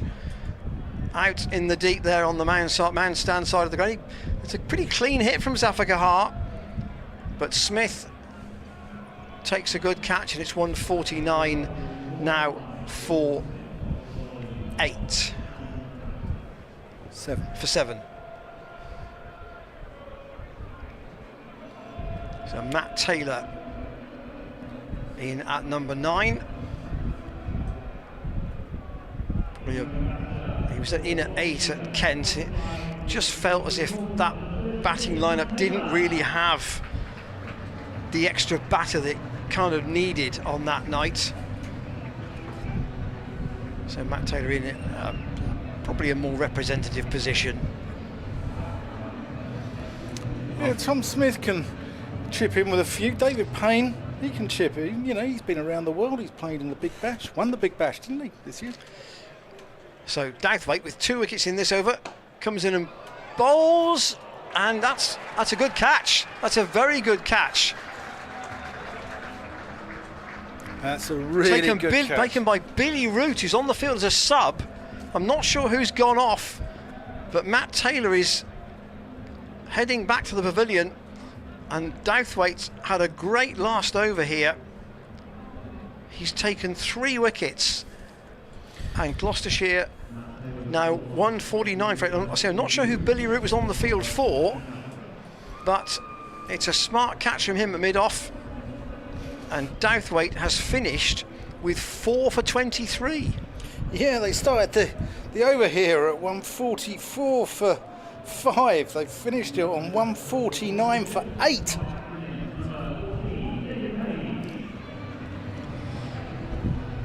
So David Payne in at number 10, and Van Buren will try and take as much of this Rory Smith over as possible. Yeah, Douthwaite I would think for 23 in the end. Here is Smith. Smith, that's down the leg side. That's a wide. That's the first one. Ironic cheers. 150 up from the Bristol crowd. Even the cowbell gave it a ring for that one. So 150 is kind of a minimum psychological marker, you feel, isn't it? Can they get it past 160? Van Buren will need to take most of the strike to do that, you would think. You'd think so? Yeah, you'd think so. Here's Smith in. Van Buren whips that away with venom. 4 runs. It's a good shot. He keeps the strike and he gets a boundary as well. Smith just straying onto that area where he's so strong.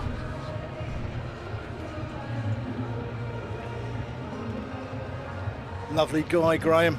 18th boundary of the innings and 3 sixes on top of that. So that's 90 out of 154 in boundaries. Smith into him. Oh, and he's Surrey cut. 4 runs. Harrow cut, Surrey cut. Chinese cut. Very, very fine off an inside edge down the leg side. Nothing Smith, the keeper, or the man at fine leg could do. No. Look in the book. At the end, it will say 4-4, and Van Buren's got 29. At a really good strike rate. Smith in, Van Buren whips that one through mid-wicket. They're going to try and come back for a second. They do. It's gone to Van Buren's end, and he gets back and retains the strike. 160 up. 3 to go.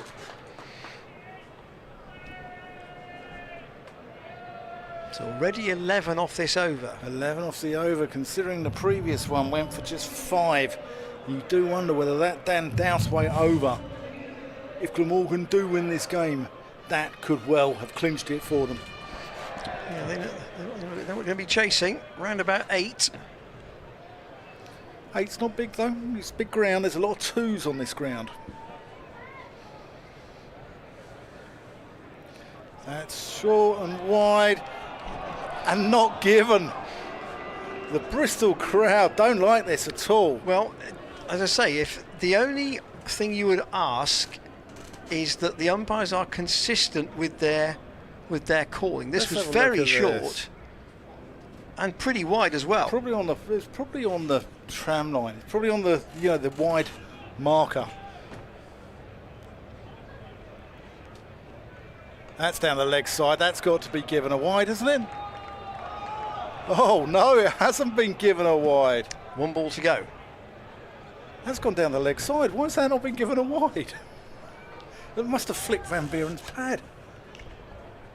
We got a replay of this.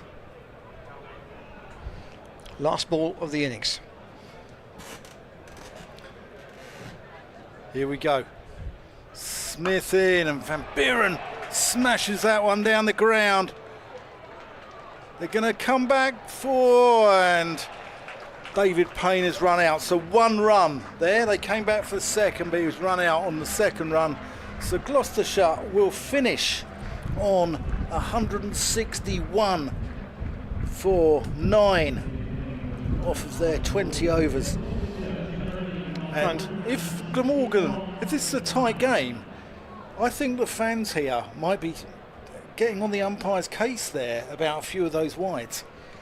Well, from a position of 18 for 3 in the 4th over, 2 stands made the difference for Gloucestershire to give them something to bowl at.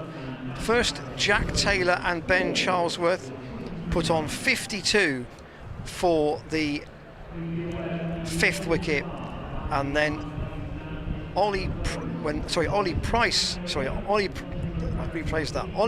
and Ben Charlesworth 52 for the 5th wicket, and then a stand of 48 between Charlesworth and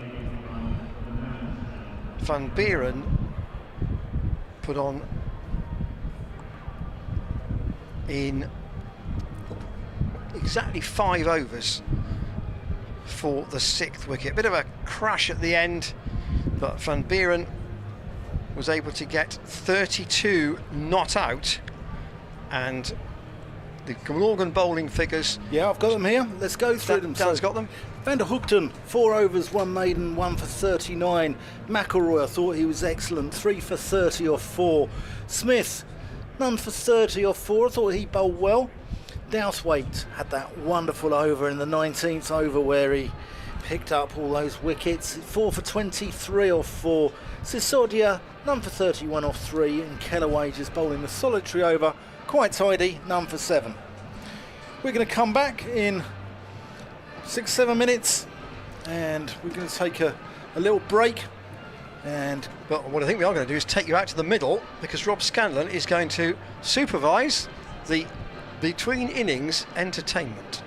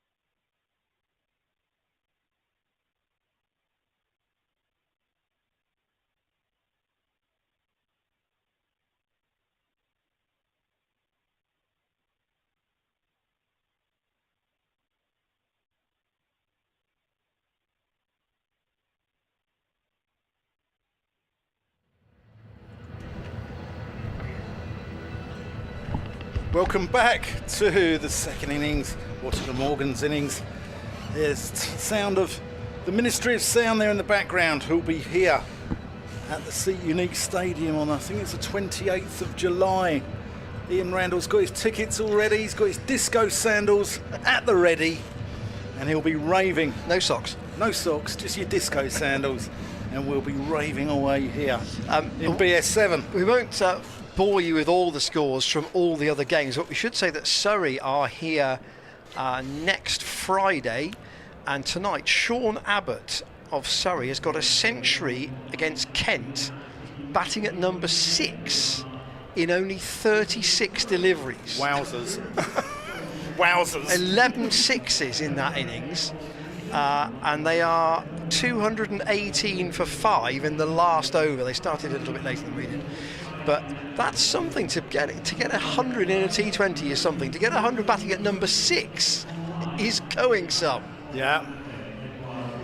So Surrey here next Friday. Yeah, they look very strong against Middlesex. I know they're there's a lot of rivalry between those two, but the Currans last night had Middlesex on toast a bit, didn't they?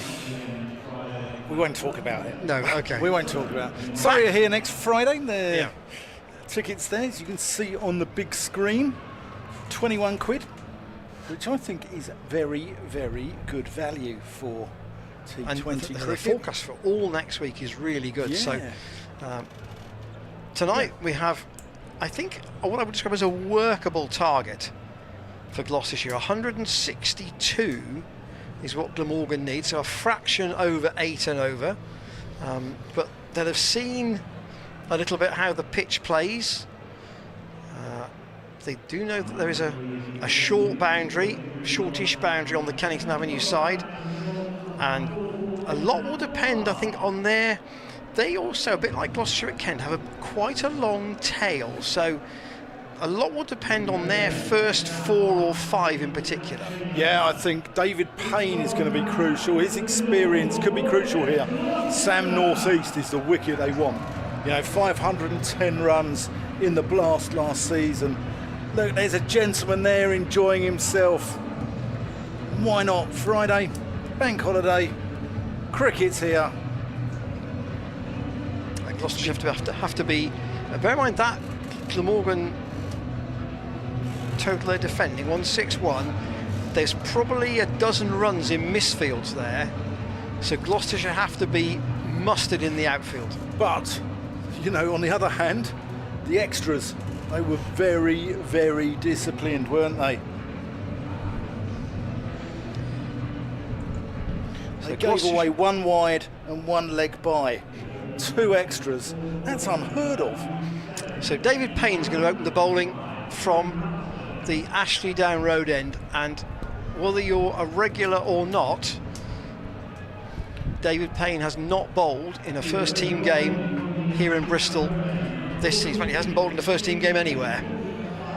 Had that ankle operation, and this was always the target of trying to get fit for the T20. Eddie Byram's going to face, and with Northeast his partner.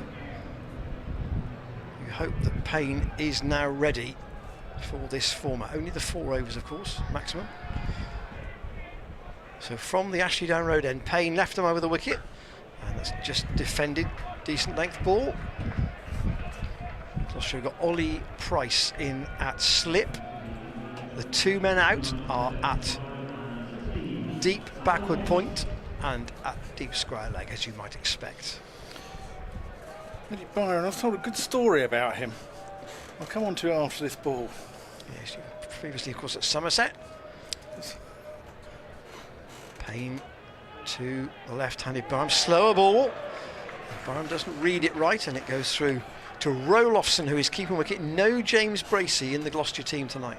Yeah, Jack Brooks told me that in a season Somerset tour, and Byram's quite a reserved character, shall we say. And he had the nickname of Eddie the Mute down at Somerset, and went out one night, had a few drinks, and had the mute sign tattooed onto his derriere. Payne to Byram. Oh, he's middled that. That's gone a very long way. That's a big hit for 6, probably the longest boundary on the ground, out towards sort of straightish mid-wicket, out by the main scoreboard. Paolo's ice cream van might have been in danger there with a couple more bounces. Yeah, that's a very clean hit. That was huge. He's in good nick. He played in a warm-up game against Somerset at Newport Cricket Club on Wednesday, and he got 85 there against Somerset twos. But you know, he's probably seeing it quite well. Payne back at the end of his mark. 161 for 9. Gloucestershire defending. Payne again to Burham. Well, that's gone high in the air. That should be caught by somebody underneath it. Safely spilled. Van Buren. Normally safe as houses. Burham had a bad miss. Oh, Zaffer. It's Zaffer. Burham had a bad miss in the Gloucestershire innings, and Zaffer, despite losing his footing, lost his balance and missed the chance as well. He's normally got an extremely safe pair of hands, isn't he? Zafar Gahar. Went a long way up, but when it came down, Zafar wasn't set. They'll need to get Byram quickly. Northeast, the right-hander. Spanks that through the offside. Only get one. Out to, I'll say out to Jack Taylor, but that was not the best throw. Hammond. Hammond out there, sorry. We do apologise for you listening at home. We've got the sun right in our eyes here tonight. So we've changed commentary positions from where we've been all season during the county championship. Payne wants Ollie Price to go all the way out now on the leg side. So there's a big gap for Byram if he wants to nudge a 2 into the leg side. He doesn't. He goes aerial once more, and that's just gone over the rope for 6 again. Well, that was 4. The umpire's given it he's changed his signal. The umpire initially gave it a 6, and he's now changed it to 4. May have just landed on the rope. No, it was before the rope. But still a big over for Glamorgan with the drop catch, and Byram twice reaching the boundary. They are 12 without loss, chasing 162. So the 2 left armers sharing the new ball. Matt Taylor's going to start us off from the pavilion end.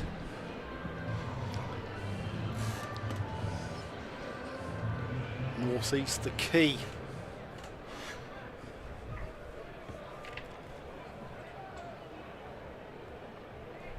Here's Matt Taylor.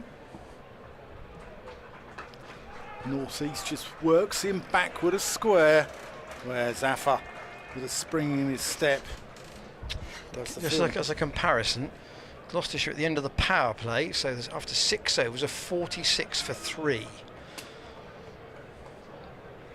After these 2, Glamorgan probably have Colin Ingram at 3, then Skipper Carlson, then probably Chris Cook. That's the main body of their batting. Taylor around the wicket to Northeast, who just works that one out to deep square for an easy single into Miles Hammond. 13 for none. Northeast is on 2. Byram on to 11 already. He's a 25-year-old. He qualifies for Ireland and Zimbabwe. He was brought up in Harare. Son of a sports journalist out there. And spent 4 years at Somerset before he went on loan to Glamorgan in 2021 and then signed for them permanently. Here's Taylor over the wicket to him, and he's got hold of that. That's gone up in the air. Is that going to be out? That one's gone. That is Graham Van Buren. Out deep backward square. And that is the end of what looked like a very dangerous Eddie Byram. Matt Taylor with the wicket. And again, on a bigger ground, that would have maybe not had a fielder in that position, but Van Buren right on the rope didn't have much room behind him when he took that catch, probably only a yard or two. So an important early wicket for Gloucestershire in the defence of this 161.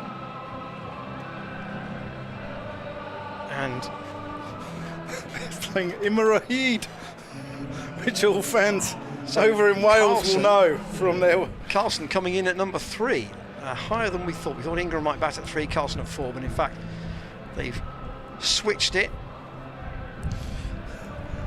So they've got 2 right-handers in together now. And this is the deputy skipper, I suppose, because David Lloyd would captain the team. He's injured, so Carlson is doing so. Heat means we're still here, and Ian Randall and I, we're both still here. And that's what the Sussex bowlers would have felt about Carlson down at Hove this week. What was it, 192 he got? Yes, Matt Taylor in. That's a nice shot. Carlson can only get that out to Van Buren.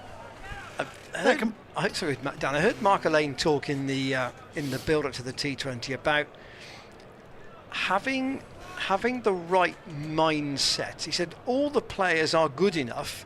It's about creating it's a coach's thing, I know, creating the structure where they feel they can show the talents to the best of their ability. Taylor in, northeast, just being quite circumspect here, isn't he? Just having a little look, ticking the strike over, picking up his singles. 15 for 1. Yeah, so Gloucestershire really only had, you would say, 2 big overs in the innings. The last over went for 12. Taylor in. That has gone just over the top of cover. Zaffar's after it. He's very fast. They'll come back for 2. So at the end of the second over, 17 for 1, and that saw Eddie Byram depart. And there was 16 runs off the 17th over. Those were the 2 big overs later on. There was a 13 off the 13th, but until that point, because Gloucester kept losing wickets, there was not really the opportunity to try and absolutely launch the Glamorgan bowlers. Difference with Glamorgan is they know what they're aiming at. 17 for 1. Here's Payne to start the 3rd over. And North East tries to pick the gap on the offside, can't do it. And fielded by Jack Taylor. Just the 2 men out, of course, at this stage. Tom Smith, I'm sure, will be into the attack as soon as the power play is through. Might even be into it right at the end of it. Payne in. That's gone high in the air too. That should be taken at point, backward point, and it is. That's the one they wanted. Matt Taylor with the catch, and North East has to go, and David Payne has his first wicket in first team cricket this season, and it's 17 for 2. That was the one.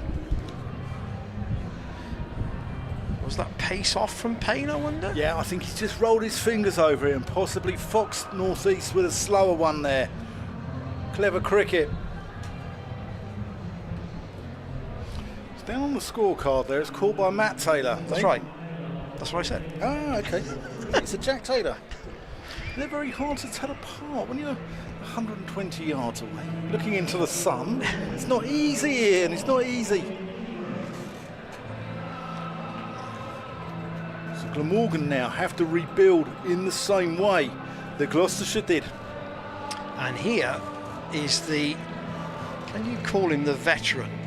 When you've played over 300 games of T20, I think you can refer to, and you're 37, without being too aged about it, Colin Ingram can be classed as a veteran in this format. What he doesn't know about this form of the game, I've probably forgotten. Quite an interesting choice of song here from the DJ, it's got to be said. More changes in the field. Ollie Price is coming up to mid-off. And Jack Taylor is in at a short cover. Payne to bowl to Ingram, and he wants a single straight away to get off the mark, and he's got it. Tight run for Carlson, but he was home in the end. Gloucestershire, remember, were 18 for 2 after 3. Glamorgan 18 for 2 in the 3rd. Yeah, Ingram's a dangerous player as well. He averaged 30 last year, striking at 135.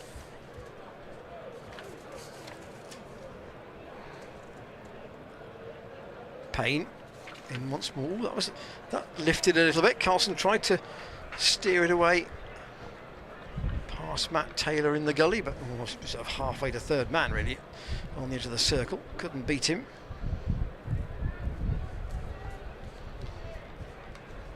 Dent at mid-off. Ollie Price at mid-on, both on the edge of the circle. Payne staying over the wicket, and that's crunch straight to Jack Taylor at short extra. You know, I thought Jack Taylor really gave the side a boon, a real sort of fillip last year, you know, with his captaincy in the Royal London Cup, and that's why Gloucestershire, I think, had a successful end of the season. I like his captaincy style. I think he's aggressive. Payne with a wicket in this over, and he's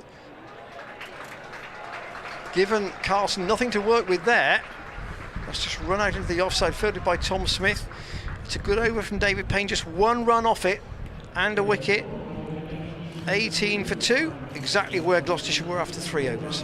Yeah, Gloucestershire looking to rebuild in T20 cricket a little bit this year. There's been a sort of number of departures from last season's side, with people like Ian Cobain, Ryan Higgins, Benny Howe has gone to Hampshire. So they'll be looking to sort of rebuild and possibly, you know, blood a few of the youngsters. And I think Dale Benkenstein will be really encouraged today by Ben Charlesworth and Ollie Price showing that maturity there to rebuild that innings. And they've got the spinners who know this ground really well to try and operate outside the power play. Taylor, Matt Taylor. Oh, and that bobbled in front of Zafar, but he managed to field it. He'll feel a bit better about that drop now with both the openers gone. I bet he will. He's getting a little didn't little prove smile. too costly, albeit it was a horrible drop when it happened. He's getting a little smile there from David Payne. Here's Matt Taylor, and that's great work by David Payne, who cuts off the boundary, diving away to his right. They come through for one, but really good effort there. Lovely sun, the sun just going down there over in the west. This ground offers some amazing sunsets, doesn't it? It really does. And give it about half an hour, it'll be spectacular. Here's Matt Taylor. That's punched out into the covers. Graham Van Peeren keeps it down to 1, quick across the ground. Especially for a man with a hamstring injury a couple of weeks ago. But we don't know. Be careful what we say. We don't know how much strapping or very true. Very true. Yeah. Medical help there is for that injury out there. Crowd basking in the sunshine here. Matt Taylor. Well bowled. That keeps Ingram quiet there. Dot ball. Kieran Carlson, product of Whitchurch High School in Cardiff.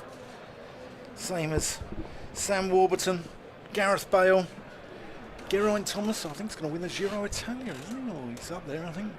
That's crunched beautifully there by Ingram. That's a gorgeous shot. All along the deck. He's going to get 4 runs for that. There wasn't much backlift there either, was there? No, it was a glorious shot. That was almost played with a lot of bottom hand, but there was no flamboyance about it. Just whipped away.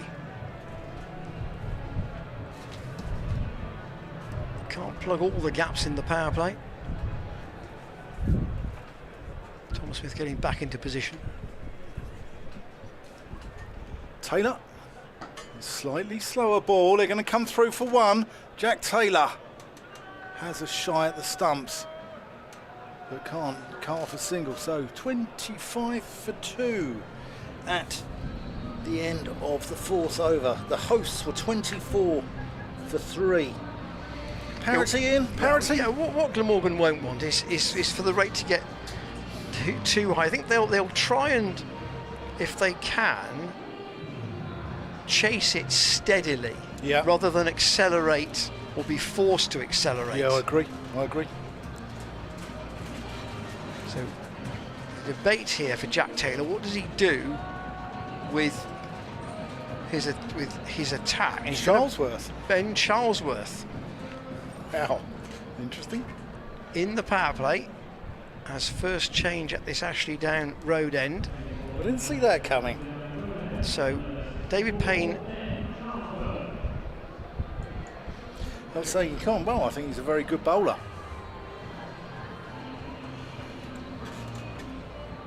But the difficulty with Ben, as we know in the past, is that a lot of his injuries seem to have been caused by his bowling. But here he is with an important job to do. Again, he'll bowl wicket to wicket, and that's clipped behind square. I suppose he's the only other seamer. Off his pads for a single. And it's a free hit because he overstepped. He calls a free hit. So Charlesworth has overstepped first up, and we have the first free hit of the evening. So a double cost potentially. Here is the free hit ball, and that's gone for 6. There's no point chasing that. That's gone into about the 5th row back in the Jack Russell stand. And I think the gentleman dropped it as well. He had a good. He needs a bit of fielding practice, that chap, I think. So a double profit out of that for Glamorgan. Carlson on 10. Waits again for Charlesworth. And he'll squeeze a single out here to Matt Taylor.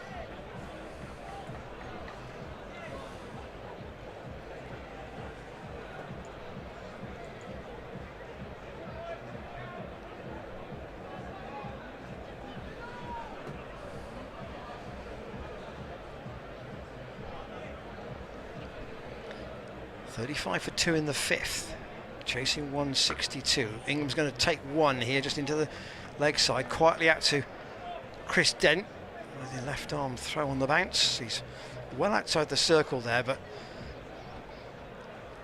one of the swiftest Gloucestershire fielders, and he got a good arm, so never one for Ingram to chance with.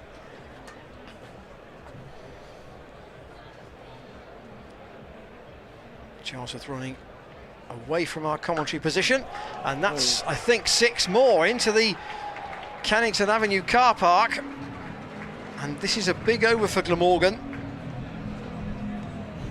Yeah, they're targeting Charlesworth, the 3rd seamer. Gloucestershire possibly gambled by only going in with 3 seamers. Time will tell, won't it? Charlesworth, it's one thing with his batting profiting in a format that he hasn't played at this level before, but I would argue his batting is stronger, a much stronger suit than his bowling. He's been given an important job here. Carlson down the leg side from Charlesworth, a good stop from David Payne, keeps them down just to 1, but in relative terms 25 for 2 to 43 for 2, 18 off the over. It's not even finished yet. 2 of their promising seamers have had a big workload, and Tom Price missed the Durham game, didn't he, with a stiff back? Yeah. I think Ajit Singh Dale was feeling the overs he'd bowled too by the end of that Durham match. Down the leg side from Charlesworth, that's 4 more. Dismissively tucked away by Ingram, and Glamorgan have taken 22 off that. 22 off that over, and that's made a massive difference to the board. And you've got to think that surely there's going to be a spinner introduced here. Zafar Gahar and Tom Smith both in the team, but it looks like we're going to see Ollie Price from the pavilion end. Interesting. Interesting. You have got a right and a left-hander here, so it's not so straightforward in terms of which end the two left-armers would bowl from. But Ollie Price probably behind, well, definitely behind those two in terms of experience, but he's going to have he's going to bowl the last over the power play. Here he comes around the wicket. And that's drilled into the offside. Good diving stop from Graham van Buren. I mean, you just thought Tom Smith would have had the ball first. You thought Zafar Gahar would have had the ball first, or even Graham van Buren. But I mean, Ollie Price he's a more than respectable off spinner, isn't he? He's a decent off spinner. So I suppose he's turning the ball away from Ingram, isn't he? So he's hitting against the spin to that short boundary. Here he comes, Ingram. Pumps him through the offside. He's going to get 4 runs here. That's just placement there. Lovely shot. Can't give him any width. This experiment, bowling the 2 youngsters, backfiring somewhat here.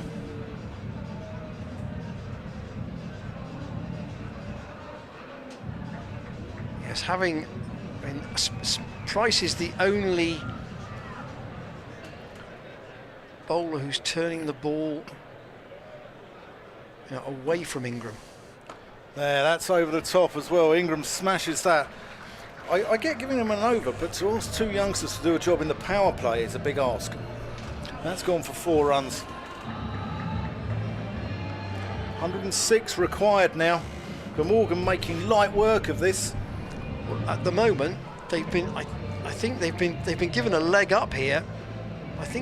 I understand it's a tricky situation because you have to get through your overs and your bowlers. You have to sort of fiddle. He's got to fiddle 4 overs, hasn't he? Out of Price, Charlesworth, and Graham van Buren, maybe. I've had Van Buren bowling his little darts at Ingram. That's gone for 4 as well. Ingram smashes that one, cuts it away. Ingram enjoying himself out here. 25 he's on to now, just 12 balls. And a second successive, decent over for Glamorgan. 25 for 2 off 4. Gloucestershire, at the end of the power play, were 46 for 3. Glamorgan are going to be 15, at least 15 runs ahead, you would think.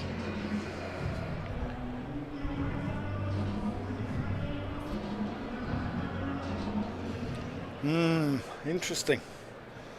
It's putting the pressure right on Smith and Zafar Gahar then, isn't it? Here's Ollie Price. Ingram defends. He's got his runs off the over. Doesn't need to do anything silly now.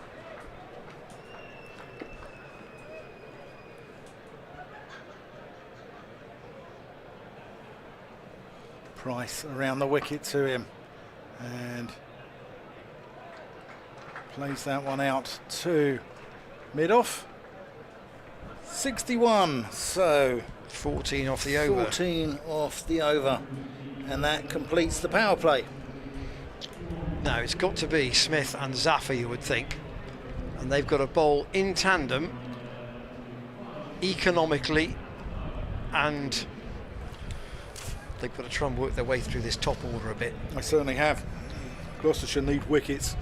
As you always saying, the best way to put a break on an innings? Oh, undoubtedly, Dan. So the next kind of benchmark you're looking at probably is the halfway stage. Halfway, Gloucestershire was 75 for 4.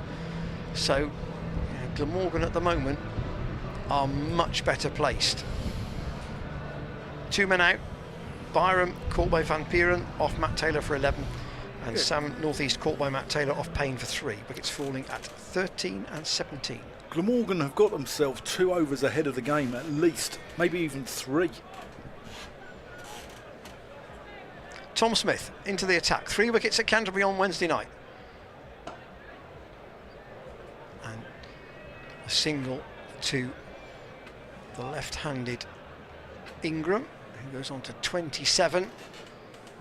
Yeah.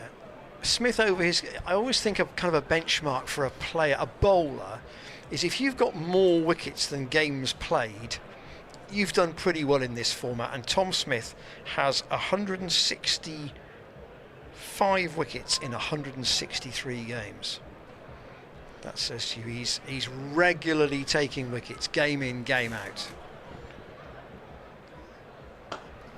Aerial in the air, but safe. Oh, just about safe. Fine effort from Chris Dent to try and make that into a catch. It's gone for 4. He had no right to get to that, but with a real sprint and a sprawling dive, he very, very nearly got to that effort from Carlson. It was in the air for a long time. He's quick. He's so quick across the ground, Chris. I mean, it would have been an outrageous catch. Didn't actually get a hand on it, I don't think. Oh, that's a big hit. That's gone for 6 more. That's away into the car park. My car's fortunately behind the apartments, but that's gone for 6 more. So's mine. Thank the Lord. And Carlson, after his 192 at Hove in the championship game against Sussex, is clearly seeing this white ball just as well as the red one. That is a short boundary on that side of the ground. Gloucestershire might be wishing that they picked another seamer potentially here. Smith going to go round the wicket. Carlson's on 29, and he'll just pinch one more there. They've got, as you say, Dan, they've got the runs off this over already. They've got already a 4 and a 6, so...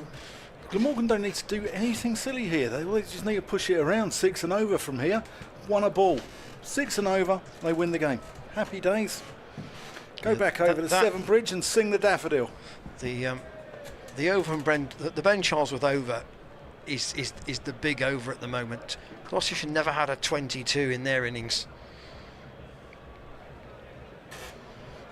Not at all, and certainly not early. Just releases the pressure valve. Smith in again to Ingram, who can quite happily take a single out to David Payne. And Smith's got to use all his guile here to Let's have a look at this. Here's the Manhattan. To keep a lid on the Glamorgan batting. There's the big Charlesworth over, you can see. Glamorgan in the yellow. Gloucestershire in the black.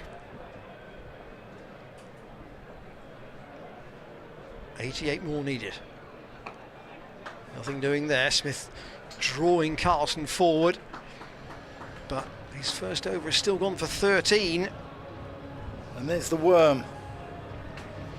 I'm with you, Dan. I think way ahead. They're way ahead. They're probably 3 overs in, certainly 2 overs in hand, possibly as much as 3 overs in hand here. And Zafar Gahar's going to bowl from the pavilion end, as we probably figured that he would. I mean, generally, the target, if you're chasing, is you try and do it in 19, so you're left with an overs buffer. Glamorgan, well, they want to win first for sure, but out there in the middle, they might be squeezing that even further. They might be thinking about squeezing that into 18 overs, possibly lower than that if they can do it. Well, Gloucestershire fans might want Zafar Gahar to weave some magic. I think they need Paul Daniels out there at the moment. Zafar over the wicket, and that's cut away. That's split the 2 fielders there. David Payne at short third. And that's Paul, is that Van Meekeren on the sub? Van Meekeren? No, it's Matt Taylor. Splits the 2 of them, there's another boundary. Ingram's picked the gaps well, hasn't he? They need to stem the flow here. His placement's been really good. Need to apply the bandage because they're leaking runs. Zafar over the wicket, short and wide. Gloucestershire have bowled short and wide. Glamorgan bowled wicket to wicket, and that's what they relied on. And they bowled stump to stump. You miss, we hit. Gloucestershire have given a lot of freebies here.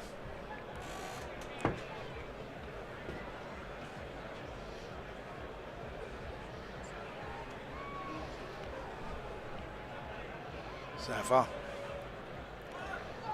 It's just into the onside there from Carlson. Doesn't need to take any risks at all.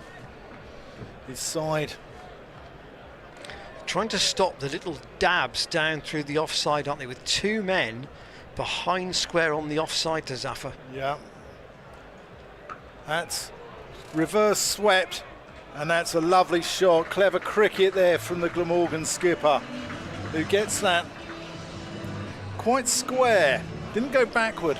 That went backward. That would have been in the air when Graham Van Buren might have taken the catch, but he got that sort of almost through, sort of dead square, through point. Clever reverse sweep. Zafar to Carlson, who is just going to get one. That's gone out to Graham Van Buren out on the boundary. Considering he's been trouble with the hamstring injury, I'm slightly surprised that's where he's fielding with so much chasing to do, but they must be happy that the injury is okay. Yep.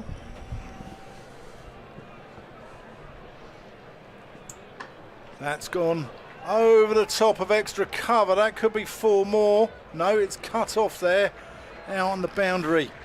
Just 2, so 86 for 2. Both batsmen are on 35. Carlson off 18 balls, Ingram off 19 balls. And Gloucestershire are in a spot of bother here, Ian. Could say that, Dan. These two look as though they know exactly what they're doing in terms of how they're structuring this chase. David Payne is being brought back by Jack Taylor. I think this is almost out of necessity. 2 overs, 1 for 13. The spinners' last 3 overs have cost 39. And something has to change that narrative. Payne, slower ball and deceived. Carlson can't get anything on it. But I said this has released the pressure valve on those following by the acceleration these two have put together. This is the 9th over. Gloucestershire was 75 for 4 after 10, so they're already 2 wickets better off, and they're well ahead.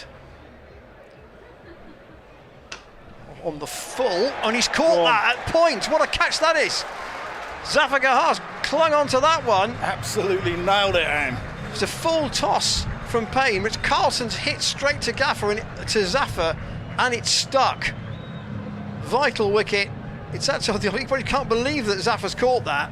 It's low down. It's far harder than the one he dropped earlier. But it's a very important wicket. Carlson goes for 35, and it's 86 for 3. Gloucestershire needed that badly. Let's see if they can. A couple more wickets here, and you never know. They're back in the game. Yes, they probably. Can they? Be interesting to see, because Glamorgan's top 5 are very strong. Yeah. But behind that, I mean, you know, it's a few of the youngsters. Then you've got people like Kellaway, and Douthwaite. Yeah. Well, Douthwaite's been around a little bit, hasn't he? But it'll be interesting to see how they get on. This is the last of what you would call the recognised batsmen. Yeah, Douthwaite had a very good blast last year. He averaged 36, striking at 183, so he's a dangerous man. But I'd be interested to see if they can nip out maybe 1 or 2 more. You never know. Payne then to Chris Cook, who's the new man. And no lack of experience with him. So these two are going to try and police. They should try and police this. They should do. Nothing fancy needed. They need 76. It's less than a run a ball. Yeah, Cook had a bit of a miserable T20 last year by his standards. Cracked past Zaffa, but not close enough to him this time, and he'll pick up one. When I say runner ball, it's almost a runner ball, 6.62. No 50s for Chris Cook in 9 innings last year, averaging just under 22, and by his standards he'd be probably a little disappointed with that. Yeah, but in quite a few of those games, I imagine if he's batting down the order, he doesn't have long, so you're chasing runs.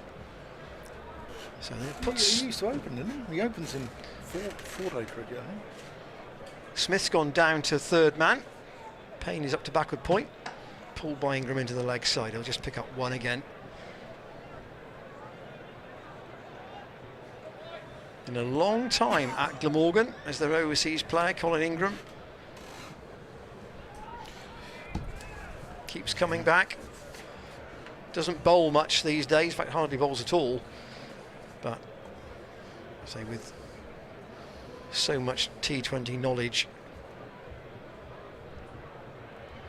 invaluable operator. Cook waits, very square stance for Payne. Dabs that out once more to Zaffa. It's a better over, so a good call from Jack Taylor to bring David Payne back, just 2 off the over. But equally, Payne only has 1 over left now. And that's it's the balancing act, isn't it, Dan, for the captain?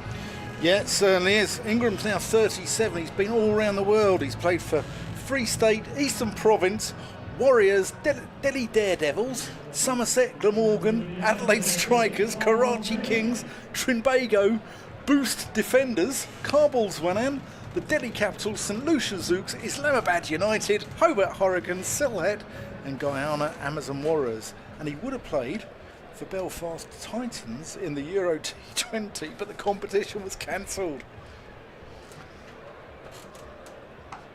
Smith's into the attack now from the pavilion end, and that goes out into the offside for 1. I could be cynical and say he's not short of a tracksuit.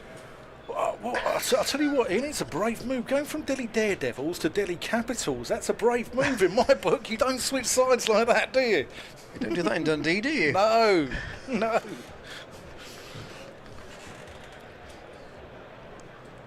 This is the halfway point.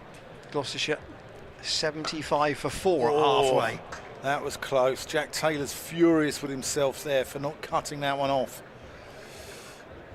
2 more to the total. That was in the air quite a while there, but it was never a catch.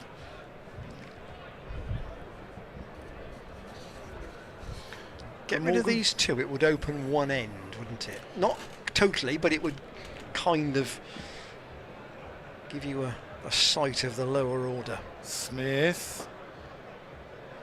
Cook uses his feet, just gets 1 out to long on. Glamorgan have played, they played most of their T20 in Cardiff. They played a couple of Royal London One Day Cup games in Neath last year at the Knoll, which is good to see them using that venue. St Helens is a much missed venue, isn't it, on the circuit? One of the probably closest ground to the sea in the UK, famous. Closer than Scarborough? I think so, I think it might be. Yeah, it's like literally the road. It's like across the road. Shared with the old rugby ground there. Smith over the wicket. Ingram drives in. That was fluently right up outside the off stump, wasn't it? Yeah, taking the pace right off. Yeah, St Helens is a lovely ground, and it'd be great to see Glamorgan going back there. Colwyn Bay's a lovely ground as well in the north. Yeah, been there. Steve James was the king of Colwyn Bay. Got his 309 there, where he beat Emrys Davis's 287, which in turn I think was beaten by North East last year. Got 400, didn't they? So big scores. That's crunched through the offside, but can only find Van Buren. One thing I would say, North East wasn't at Colwyn Bay, by the way. I think it was at Cardiff. But yeah. The Colwyn Bay ground, probably one of the most square cricket grounds I've ever seen. Square and Hove Square. Yes, it literally is. Some cricket grounds are, wider than they are long, but it was a genuine square. Tossed up by Smith. That's nicely driven there by Ingram. They're going to come back for a second. He could be in trouble here, but he gets back. Good running there from Cook. These two might be 36 and 37, but they're quite sprightly between the wickets. So Glamorgan are 21 in front at the halfway point. So that's big. That feels quite a lot. That's 3 overs. Yeah. So Zafar is going to change ends. So at the halfway point, Payne has bowled 3 overs, 2 for 15. Matt Taylor 2 overs, 1 for 12. And elsewhere, it's been quite expensive. The only way Gloucestershire win this game here is by bowling Glamorgan out. They're not going to keep them down. You wouldn't think so. You wouldn't think so. So Zafar to start the 11th over. And inside out from the right-handed Cook, and that's gone for 4. Away out through deep extra cover. Out towards those in the Paolo ice cream queue. Probably quite a long queue tonight, actually. Yeah, reasonable. It's makes half expected to see you in there. You're a big fan of the ice creams, aren't you? 100 up for Glamorgan, 62 more needed. 9 overs and 5 balls to get them. Zafar again to Cook, goes back, punches it into the gap. He'll just pick up 1. Out to Hammond.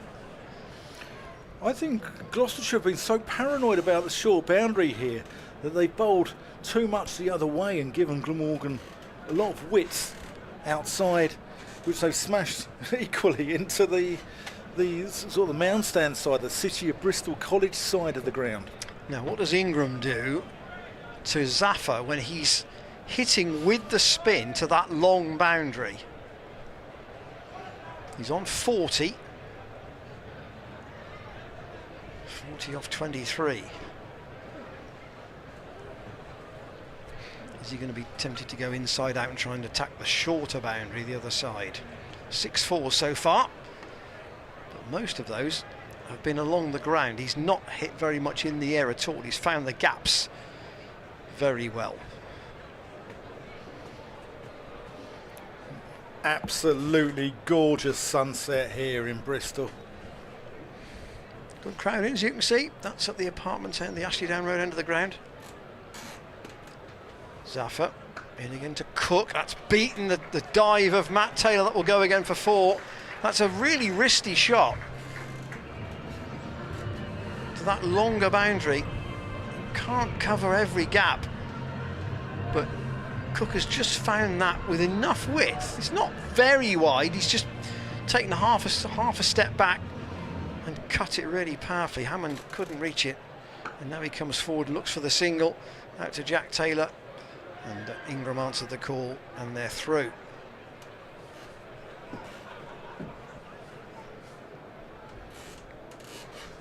I'm sure. Look at that. There's the sunset. Bristol under lights. You can see the run rate they're scoring at. Glamorgan, very healthy. The run rate they need is much less. And unless Ingram goes pretty quickly, Gloucestershire are going to suffer another defeat to Glamorgan here. They've won 4 of the last 5 visits. The only exception was 2021. Last year there wasn't any washed play. Out, wasn't it? Last year was washed out. But the psychology of coming to a ground where you've done well previously sometimes has an impact in sport, and he won't be going overboard about winning this game, but Mark Lane will be very pleased if his side can get off on the right foot here in their T20 campaign. He said it wouldn't necessarily mean that much to him to win on this ground because he's been away for so long, but you can certainly think there will be a quiet smile of satisfaction. Charlesworth's going to come back from the pavilion end. Now, so 55 or 54. Can he atone for that first over? Went for 22, including a no ball. And then the free hit went for 6, so effectively it was a... Yeah. It was 8 runs without using a ball up, which is pretty clever. So Gloucestershire have got I was going to say, they had all 4 of their fielders that you need to have inside the ring on the offside, but Payne's come up from fine leg as Cook works that one into the onside. Dent is the one fielder you don't want to risk a second run to. No, no. That was Zafar on that occasion, but he's got a decent arm as well. 108 for 3. Ingram 41. Cook 16. The smell of the food vans wafts I was going to across say, this ground. that was just a waft of something. Yeah, it's very pleasant, Ian. Drifting in our direction. Charlesworth over the wicket. Oh, that's nipped back. Just did Ingram there with a little bit of extra pace. Good wheels there from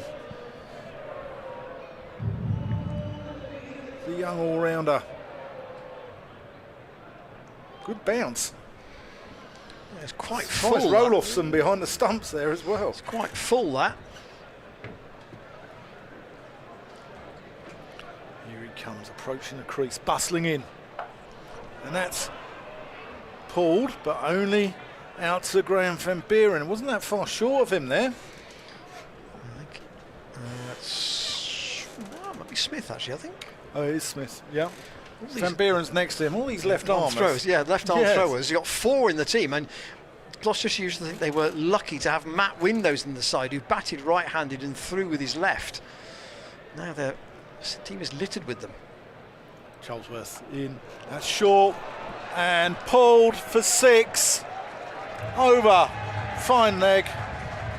And this, I'm afraid, for Gloucestershire fans, is becoming a little bit of a procession here.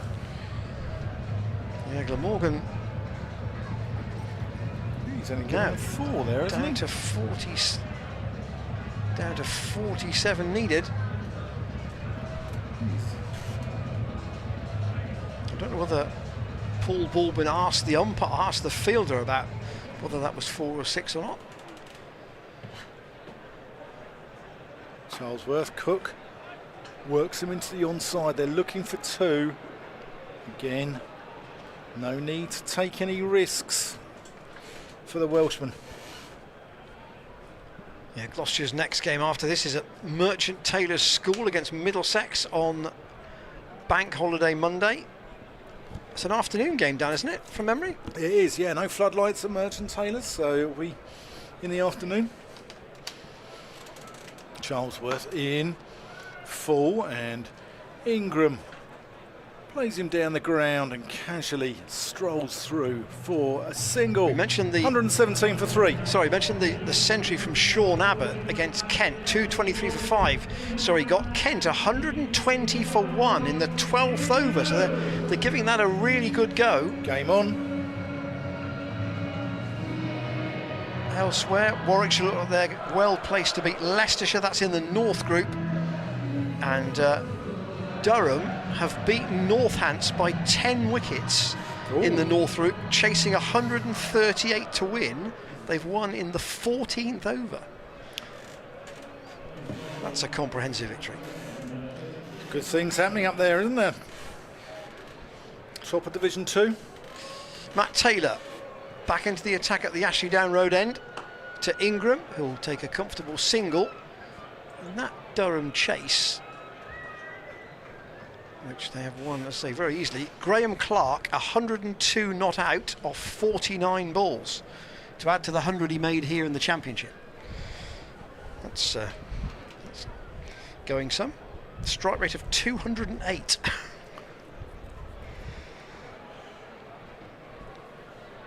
Here, Glamorgan, well placed. Cook hits that into the ground. Straight to Jack Taylor. Well, they say No run. They say he's a white ball specialist, Graham Clark. But he's had a good few days, hasn't he? He's done really well. As has Martin Emerson, our friend from BBC Newcastle, who I'm sure will be having a libation or 2 in the streets of Northampton. Down to less than a run a ball for Glamorgan, and Cook gets himself in a bit of a An odd situation with that ball outside the off stump taken by Rolofsson. These two joined forces when Carlson was out. Stinger of a catch taken by Zafagahar. 86 for 3 they were then. Now 118 for 3. Taylor round the wicket. And again through that gap on the offside by Cook for a single.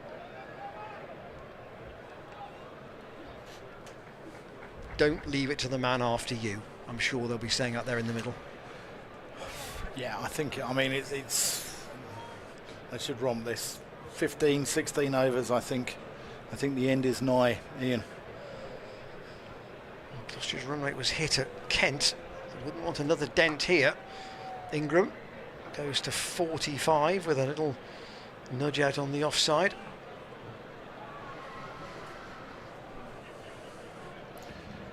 .42 off the last 8 with 7 wickets in hand. Looks like a coast job. Yeah, I Cook, think so. Cook's best score last season was 46. He's got 24. He's got 25 now. That's gone out to Hammond away on the boundary out in front of the main stand. 121 for 3 after 13. Gloucestershire were 100 for 4 at this stage, so well in hand. They've been well in hand really since the 2 overs bowled by Ollie Price and Ben Charlesworth at the end of the power play. That was the telling situation, and Ollie Price is coming back here, so this is a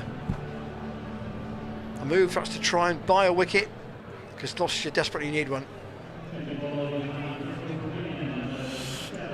They're badly missing Tom Price, aren't they, in this side? Yeah, although Price hasn't played a lot of T20. No, he hasn't, but he played in the Royal London Cup last year where I thought he was excellent, and they are missing him with bat and ball. That's got to be close. Appeal there, turned down, and nothing's going the host's way. Yeah, Tom Smith and Zafar have bowled 4 overs for 43, which is unlike them. Price in. Oh, what a caught and bowled Ollie Price! That's magnificent! Wowzers! That is unbelievable! That's a great return catch.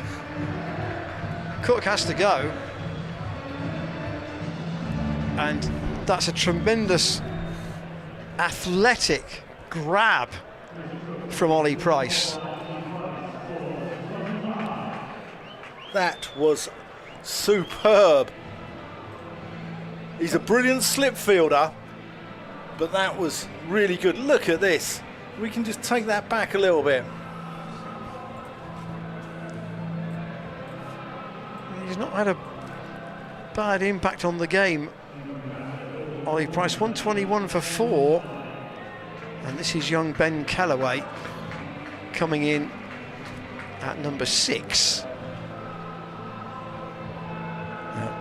Ingram was having a chat with him. Now, perhaps the relevant point about young Callaway is that last week in a game against Gloucestershire Seconds, he scored 62 in a T20 match. So he clearly has some ability with the bat. Gloucestershire will be hoping, though, if they can winkle out one more, it plants the seed of doubt in that Glamorgan dressing room, doesn't it? Here's Ollie Price to Callaway, who plays it into the onside, can't get off the mark. I think if Ingram stays, Glamorgan win. Yeah, Ingram's the key. 41 they need. Price in. It's Callaway again. Can only find Jack Taylor at short mid-wicket. He's trying to give Ingram the strike, and he's just come down to have a word with him. Say, look, don't panic. I'm sure it will be the don't panic mode. Yeah, you can just dot out the rest of the over, can't he, if he wants. Price. As Callaway goes over the top, that's one way to get off the mark.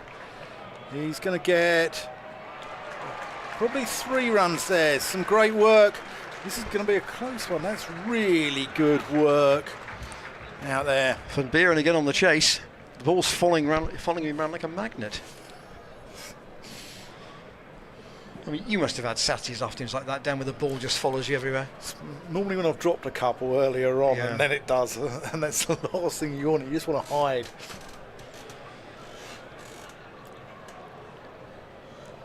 Price coming around the wicket to Ingram, who plays that one. Yeah, last Into ball. the offside. Only wanted one. That was the last ball. Yeah, Yes. he keeps the strike.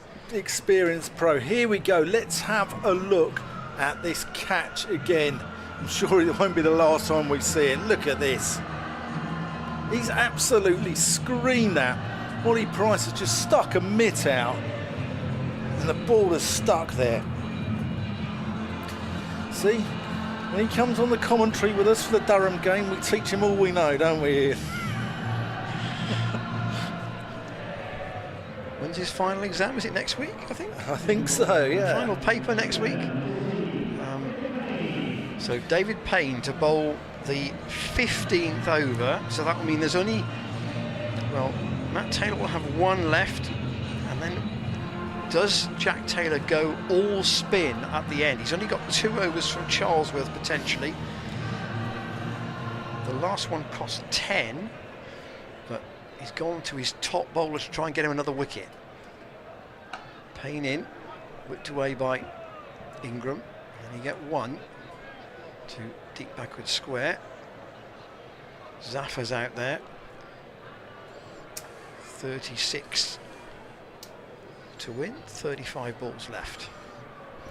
Yeah, Ollie Price about to finish French and Spanish degree, isn't he? Sure his university course mates would have been saying mon Dieu at that catch. Launch 2. Launch 2, Rodney.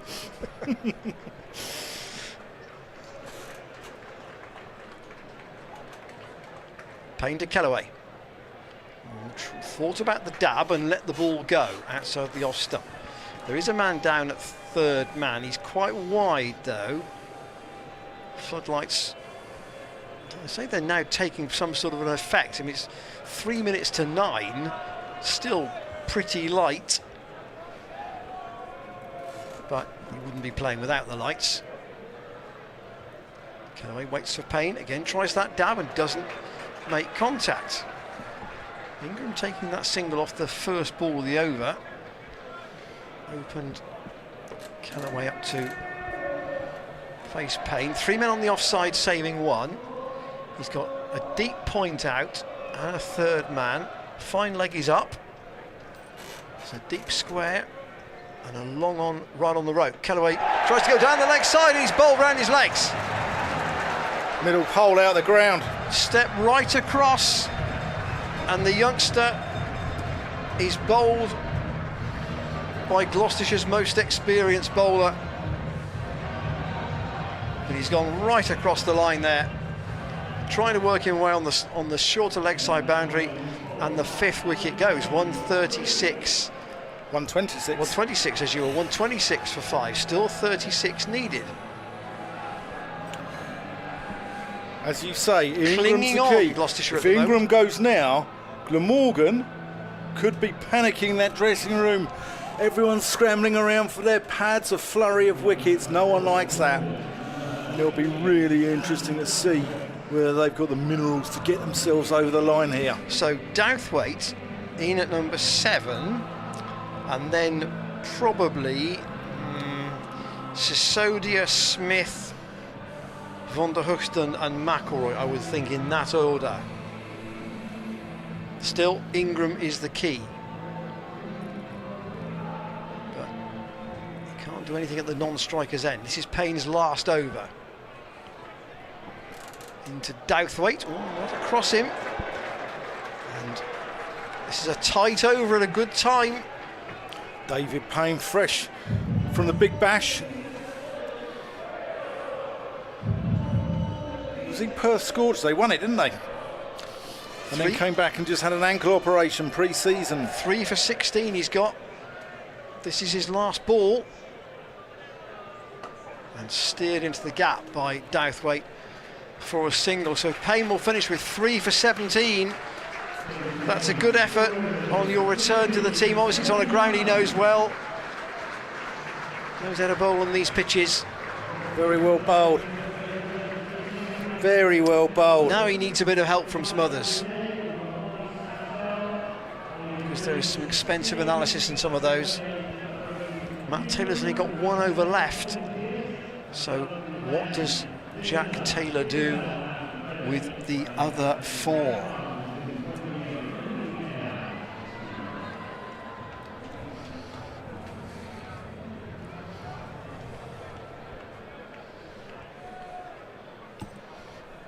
Price in.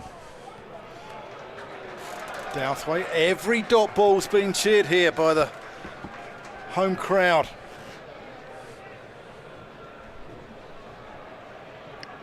Ollie Price.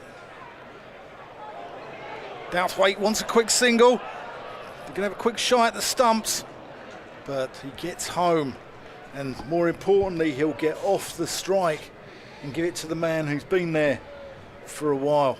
Colin Ingram. Yeah, Douthwaite's not a mug with the bat by any means. No, but we were talking about his record earlier. He had a great strike rate in Glamorgan's blast campaign last year. He struck 183,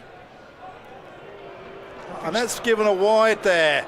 And that is, when we spoke about the consistency of earlier, that is what is surprising about that. Price in, that's gone up in the air. Payne, what a catch! No, it's Ben Charlesworth. What a catch! Over his shoulder, running backwards, and Ollie Price has struck again. And more importantly, that is the end of Ingram. What a catch! The 2 youngsters have come into this side. They rebuilt the Gloucestershire innings, and now they look like they could well turn the game back in Gloucestershire's favour, having been dead and buried 2-3 overs ago. It's all about the wickets column now, because the run rate for Glamorgan is still not all that high, but now they're 6 wickets down. So Tim van der Hoogten has come out, I think, to join 129 for 6. Yes, 129 for 6.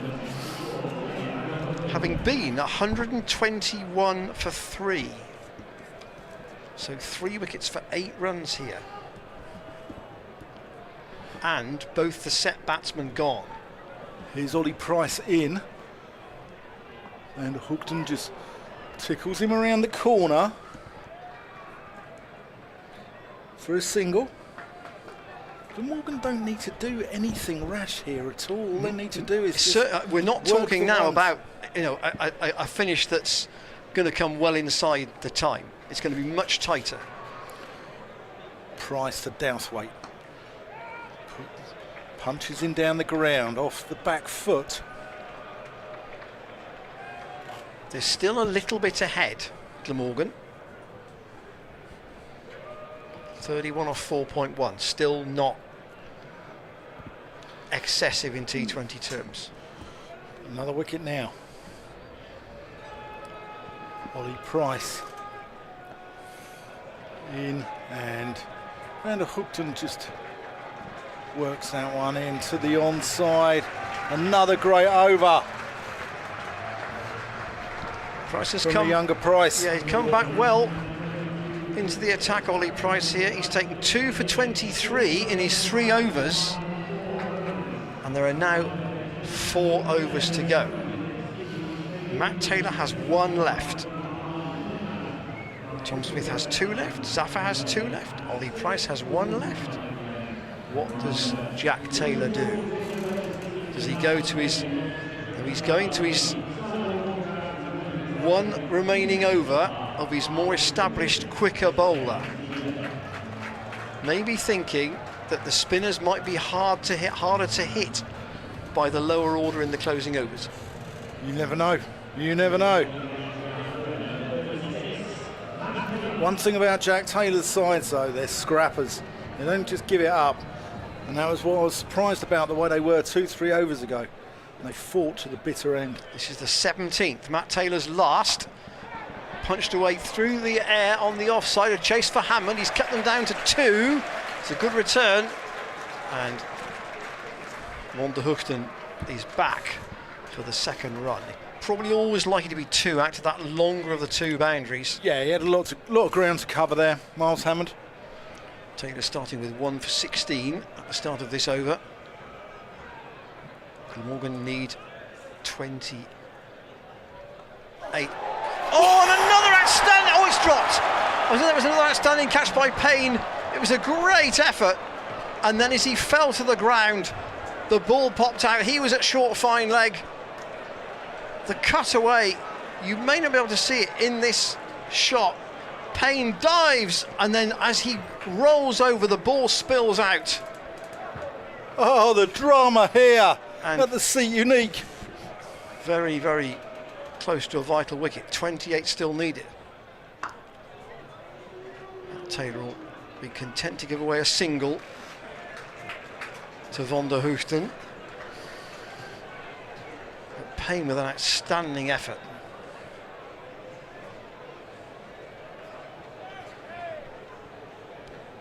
Gloucestershire, going back over the 20 years or so since John Bracewell really made them a tough team to beat, especially here.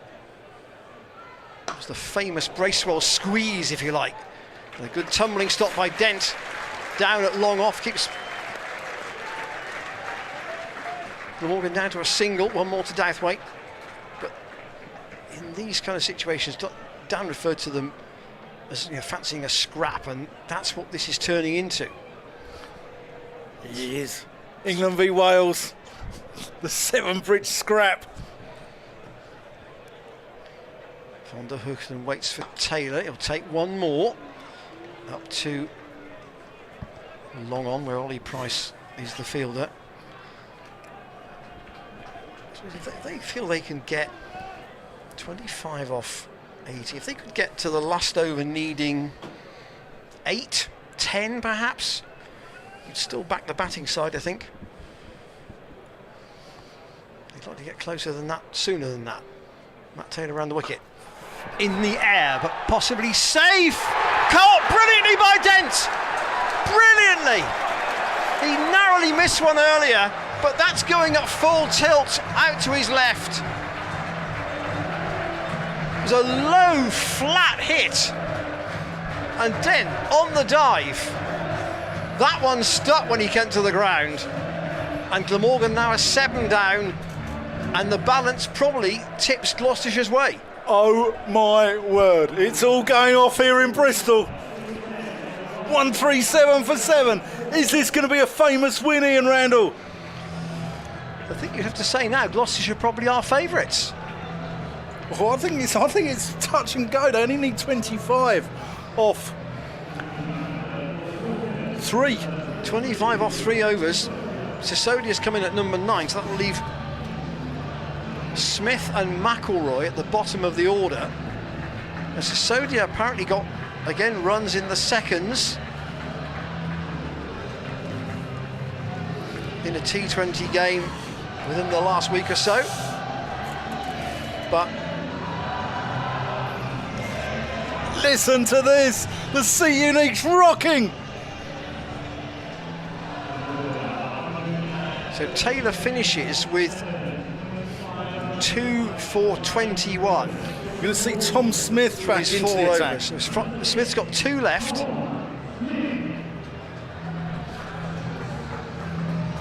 This over is crucial.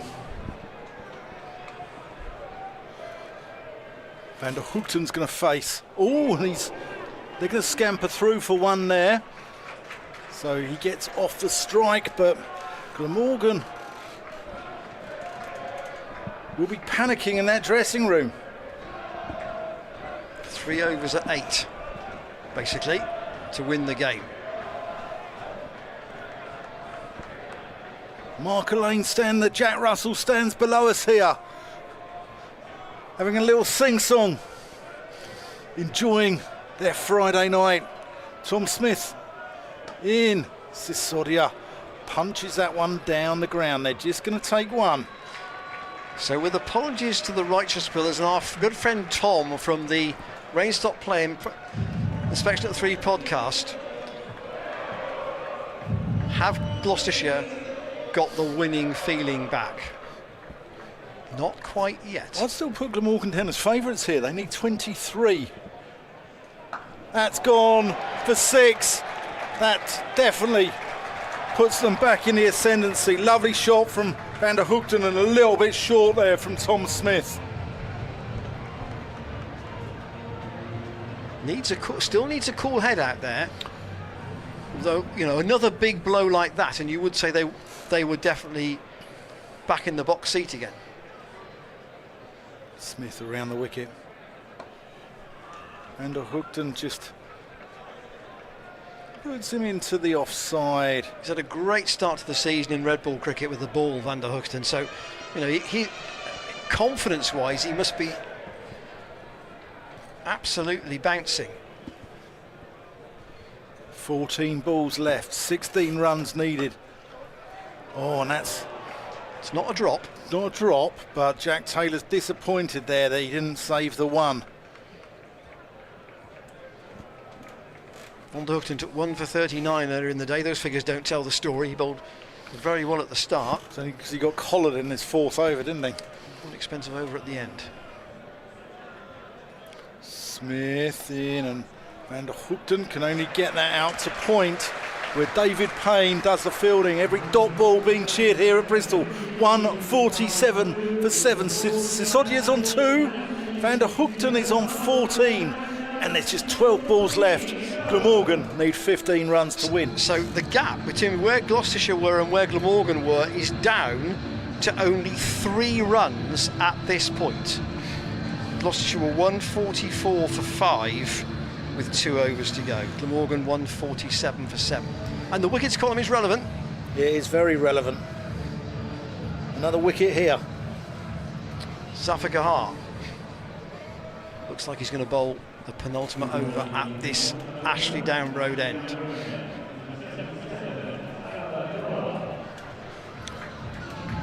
So I'm surprised they took Ollie Price off. Sometimes when it's your night, it's your night.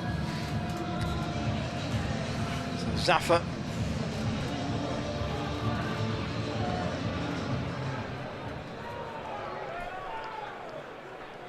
Sisodia on strike. And is he caught behind? Gloucestershire think they've got him.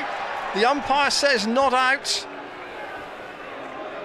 And leg by given. LBW. Nothing off the bat. LBW. Let's have a look at this. Was it an LBW call? Was it an appeal for a call at the wicket? Was that too high? Umpire. Oh dear. Pollard didn't give it. And now Van der Hoogten, 14 off 11. 3 wickets in hand.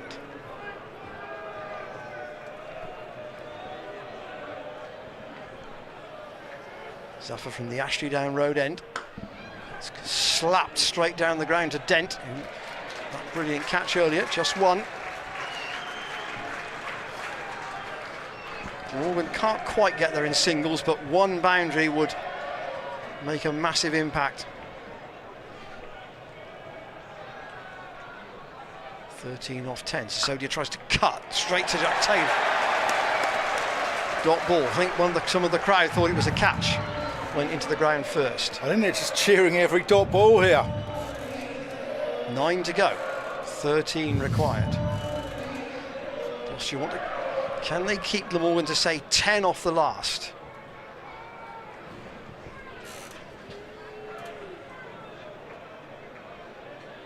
What price a tie?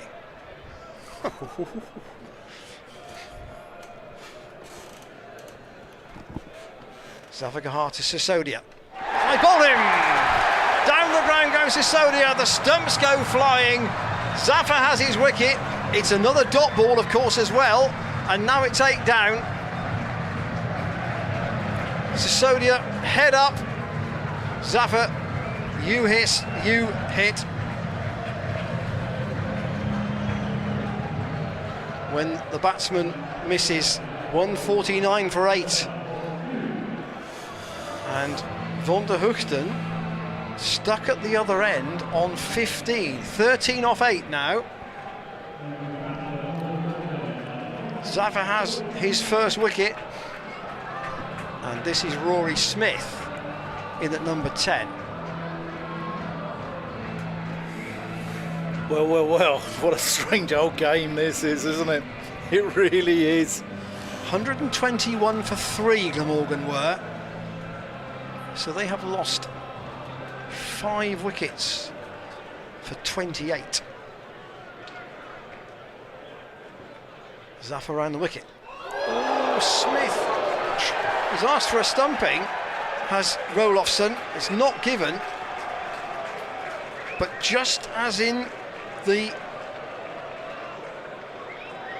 Glamorgan innings, the Gloucestershire innings, as you were, the 19th over is proving a tight one. Zaffer with the last ball of it. And that's outside the off stump, and the umpire's given it as a wide. And the crowd let Paul Pollard know what they think about that. Wow. 150 for 8. 12 required. Still 1 ball left in this over. The penultimate one. Oh, and that's gone way in the air. Is that going to go for 6? It is. That's a massive hit. It's a massive hit from Rory Smith. And that's left Glamorgan needing only 6 to win. The crowd are fuming here. They're absolutely fuming. We spoke about inconsistency. And if it's the same for both sides, it's not an issue. But when one side get penalised and the other don't, then I think that the crowd have a right to be on the umpires' backs. So 6 to win, 1 over to go. I would have thought Tom Smith is going to get the call, and he is. Last over, 6 to win, or 2 wickets. Yes, you wouldn't have thought that 1 wicket would do, would you? Very difficult to know how to set a field here. Do you go with a fairly standard in-out? Yeah, they've taken the fine leg out here. So they put Zafar Gahar at deep backward square. He's just come just slightly finer. But David Payne has dropped from short fine leg, where he's on the 45 into a mid-wicket. Rolofsson having a chat with anybody who's on a single here, just to try and emphasise the point of what they need to do. So Charlesworth is at short fine leg. Payne is also behind square for that little dab, because that's the shortest boundary, and the one where Van der Hoogten might think he can just steal a single. 6 off 6. Tom Smith in. And that's gone in the air, and that has gone all the way. And Van der Hoogten has won this for the visitors in what has been a high, entertaining game here in Bristol. What a game of cricket. Both sides going at each other, clawing the other one back. But Glamorgan get home with 5 balls to spare and win this game of cricket by 2 runs. But what great entertainment, Ian. Yeah, we thought that, you know, Gloucestershire had another 15, and it was ifs, buts and maybes at this stage, but 175 would have been a really interesting chase on this wicket. The fact they got to 161 for 9 thanks to 2 partnerships in the middle order. Ollie Price, Ben Charlesworth and Graham Van Buren the top scorers. Charlesworth making 56 on his T20 debut. Price made 37 and Van Buren 32 not out. 3 wickets for McElroy and 4 for Douthwaite, including 3 in the penultimate over. Glamorgan appeared to be coasting at 121 for 3, and then some outstanding catching, notably a caught and bowled by Price of Chris Cook for 25 and Chris Dent's dismissal of Douthwaite off Matt Taylor just gave Gloucestershire a chance towards the end. But Van der Hoogten has finished with 21 not out. He's hit 2 sixes and Glamorgan have got over the line. Payne 3 for 17 and Matt Taylor 2 for 21, the pick of the bowlers. Ollie Price took 2 wickets as well, 2 for 23 of his 3 overs. But elsewhere, the analyses were expensive, and it means, Dan, that Gloucestershire have to go to Merchant Taylors on Monday, trying to beat Middlesex on one of their outgrounds to give them some impetus, because they go to Merchant Taylors on Monday to play Middlesex, then go to Essex on Tuesday. That feels like a big double header after starting with defeats here against Kent and Glamorgan. Yeah, it's a huge game already. Gloucestershire will take heart from this performance, especially the form of a couple of youngsters there. Charlesworth, I thought, with the bat, Ollie Price with bat and ball.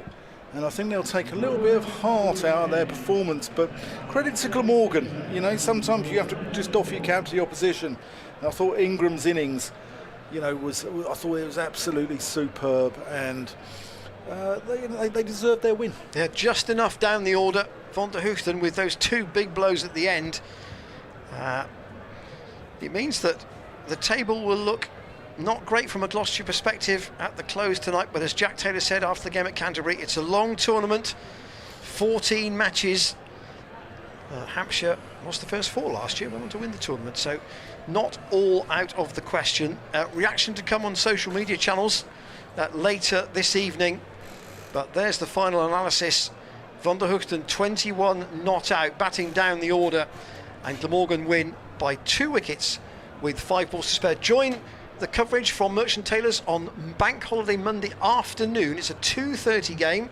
Our friends at Middlesex provide the coverage from there, and then our friends at Essex on Tuesday night at 7 o'clock.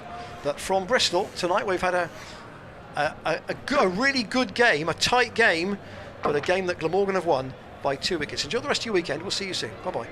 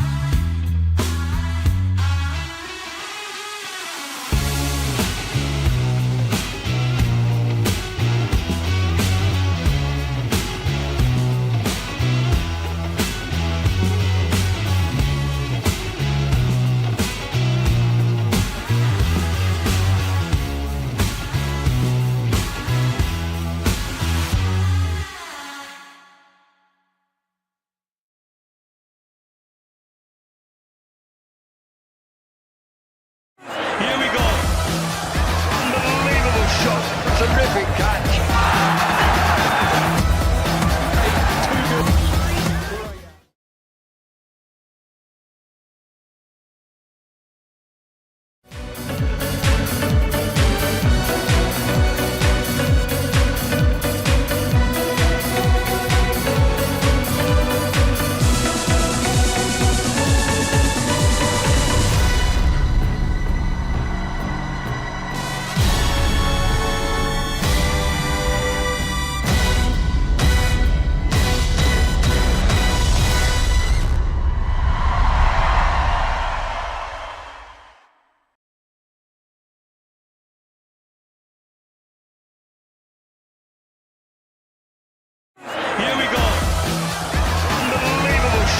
Terrific catch.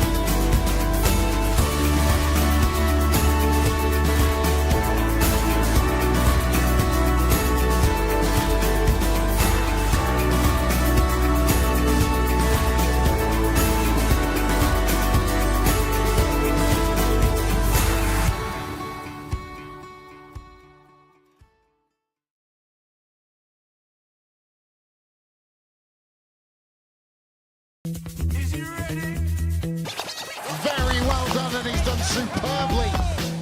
And it's a big shot straight away from Phillips. There we go, he might have just turned his bat on.